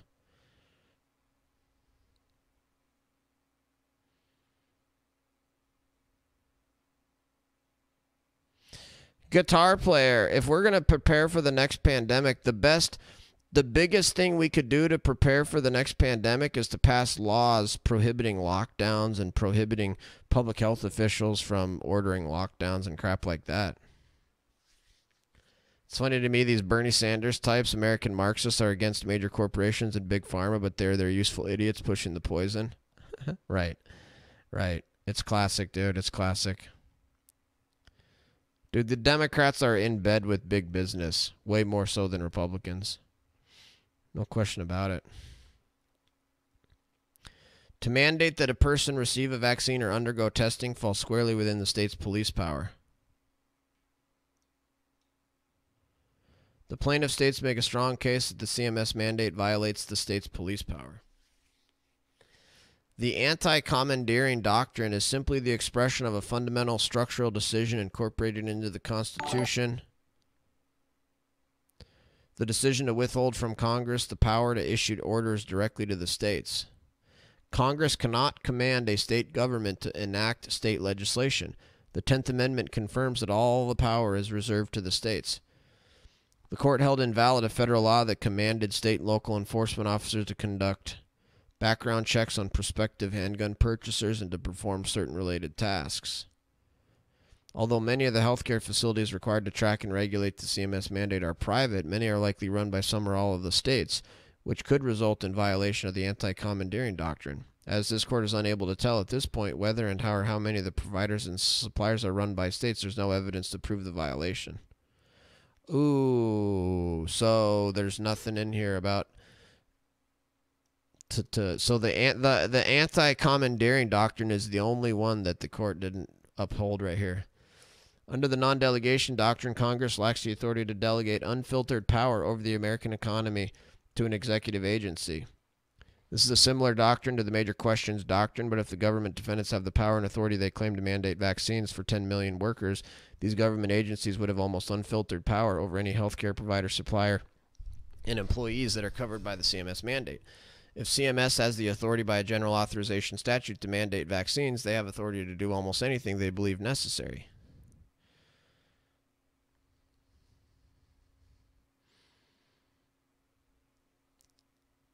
Basically saying like, yeah, if you guys can do this, then you can do whatever the heck you want, and we don't. That's not how our system works. Sorry, we don't have a system where just because the president is there doesn't mean the president can do anything and anything he feels like he wants to do. That's not how the system works. Holding the hammer of termination of Medicare-Medicaid provider agreement over healthcare facilities and suppliers. The plaintiff states are likely to succeed on the merits of this claim. Boom, baby. Boom. The spending clause protects the status of states as independent sovereigns in our federal system. Under the spending clause, Congress may use its spending power to create incentives for states to act in accordance with federal policies, but when the pressure turns into compulsion, the legislation runs contrary to our system of federalism. The Constitution simply does not give Congress the authority to require the states to regulate. In NFIB, a provision of the Affordable Care Act which required states that participated in Medicaid to expand their Medicaid programs with the threatened loss of all Medicaid funds to states that refused to expand was held to be unconstitutionally coercive. Since it is unclear at this time whether there is state involvement with the providers, suppliers, or employers, the plaintiff states are at this time not likely to succeed on the merits of this issue. Oh, wow. Okay, so that's the second one. So two of 15 arguments the states are not likely to succeed on. Okay, then they go through irreparable injury, being deprived of a procedural right to protect its concrete interest is irreparable injury. The plaintiff states will suffer irreparable injury. Oh, this is gonna be where it gets good. The balance of equities in the public's interest. This could be good.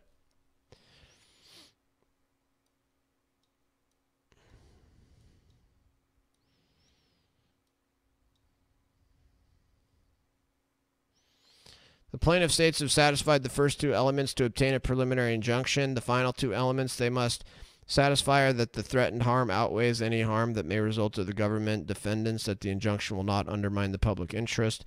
These two factors overlap considerably. In weighing equities, a court must balance the competing claims of injury and must consider the effect on each party. The public interest factor requires the court to consider what public interest may be served by granting or denying a preliminary injunction. This court believes the balance of equities and public interest favors the issuance of a preliminary injunction.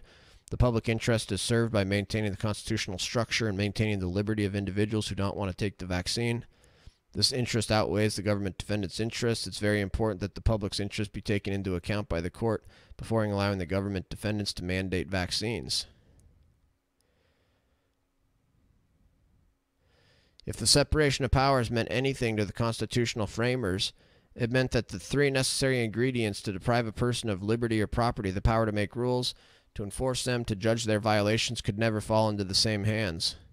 If the executive branch is allowed to usurp the power of the legislative branch to make laws, two of the three powers conferred by the Constitution would be in the same hands. If human nature and history teach anything, it's that civil liberties face grave risks when governments proclaim indefinite states of emergencies. During a pandemic such as this one, it's even more important to safeguard the separation of powers set forth in our Constitution to avoid erosion of our liberties. Because the plaintiff states have satisfied all four elements required for a preliminary injunction to issue, this court has determined that a preliminary injunction should issue against the defendants. This matter will ultimately be decided by a higher court than this one. However, it is important to preserve the status quo in this case. The liberty interest of the unvaxxed requires nothing less. In addressing the geographic scope of the preliminary injunction due to the nationwide scope of the CMS mandate, a nationwide injunction is necessary due to the need for uniformity. Although this court considered limiting the injunction to the 14 plaintiff states, there are unvaccinated healthcare workers in other states who also need protection. Therefore, the scope of this injunction will be nationwide, except for the states of, since these 10 states are already under a preliminary injunction order out of the Eastern District of Missouri. The court will additionally address security under 65. The requirement of security is discretionary.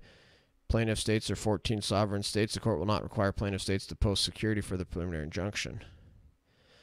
The court grants plaintiff's motion for preliminary injunction. The federal government and everybody in there is enjoined and restrained from implementing the CMS mandate. This preliminary injunction shall remain in effect pending final resolution of the case or until further orders of the court, the U.S. Court of Appeals for the Fifth Circuit or the United States Supreme Court. Wow, dude. There it is, baby. There it is. What a great, great piece, dude. What a great, great piece. 34 pages. What a great federal court ruling. Hope you guys enjoyed that stream. It's 3 hours. I might put this stream on Facebook, or I'm on YouTube. I thought this was a pretty good stream, and it was kind of a single topic most of the stream. So I am going to put this stream on my YouTube channel. I'm going to get off, though. I've been live for 3 hours. Don't miss tomorrow night, folks. Tomorrow night is Bible study. Tomorrow night is Bible study. Don't miss it. Thank you guys all so much for being here, folks. We will see you tomorrow night. Later.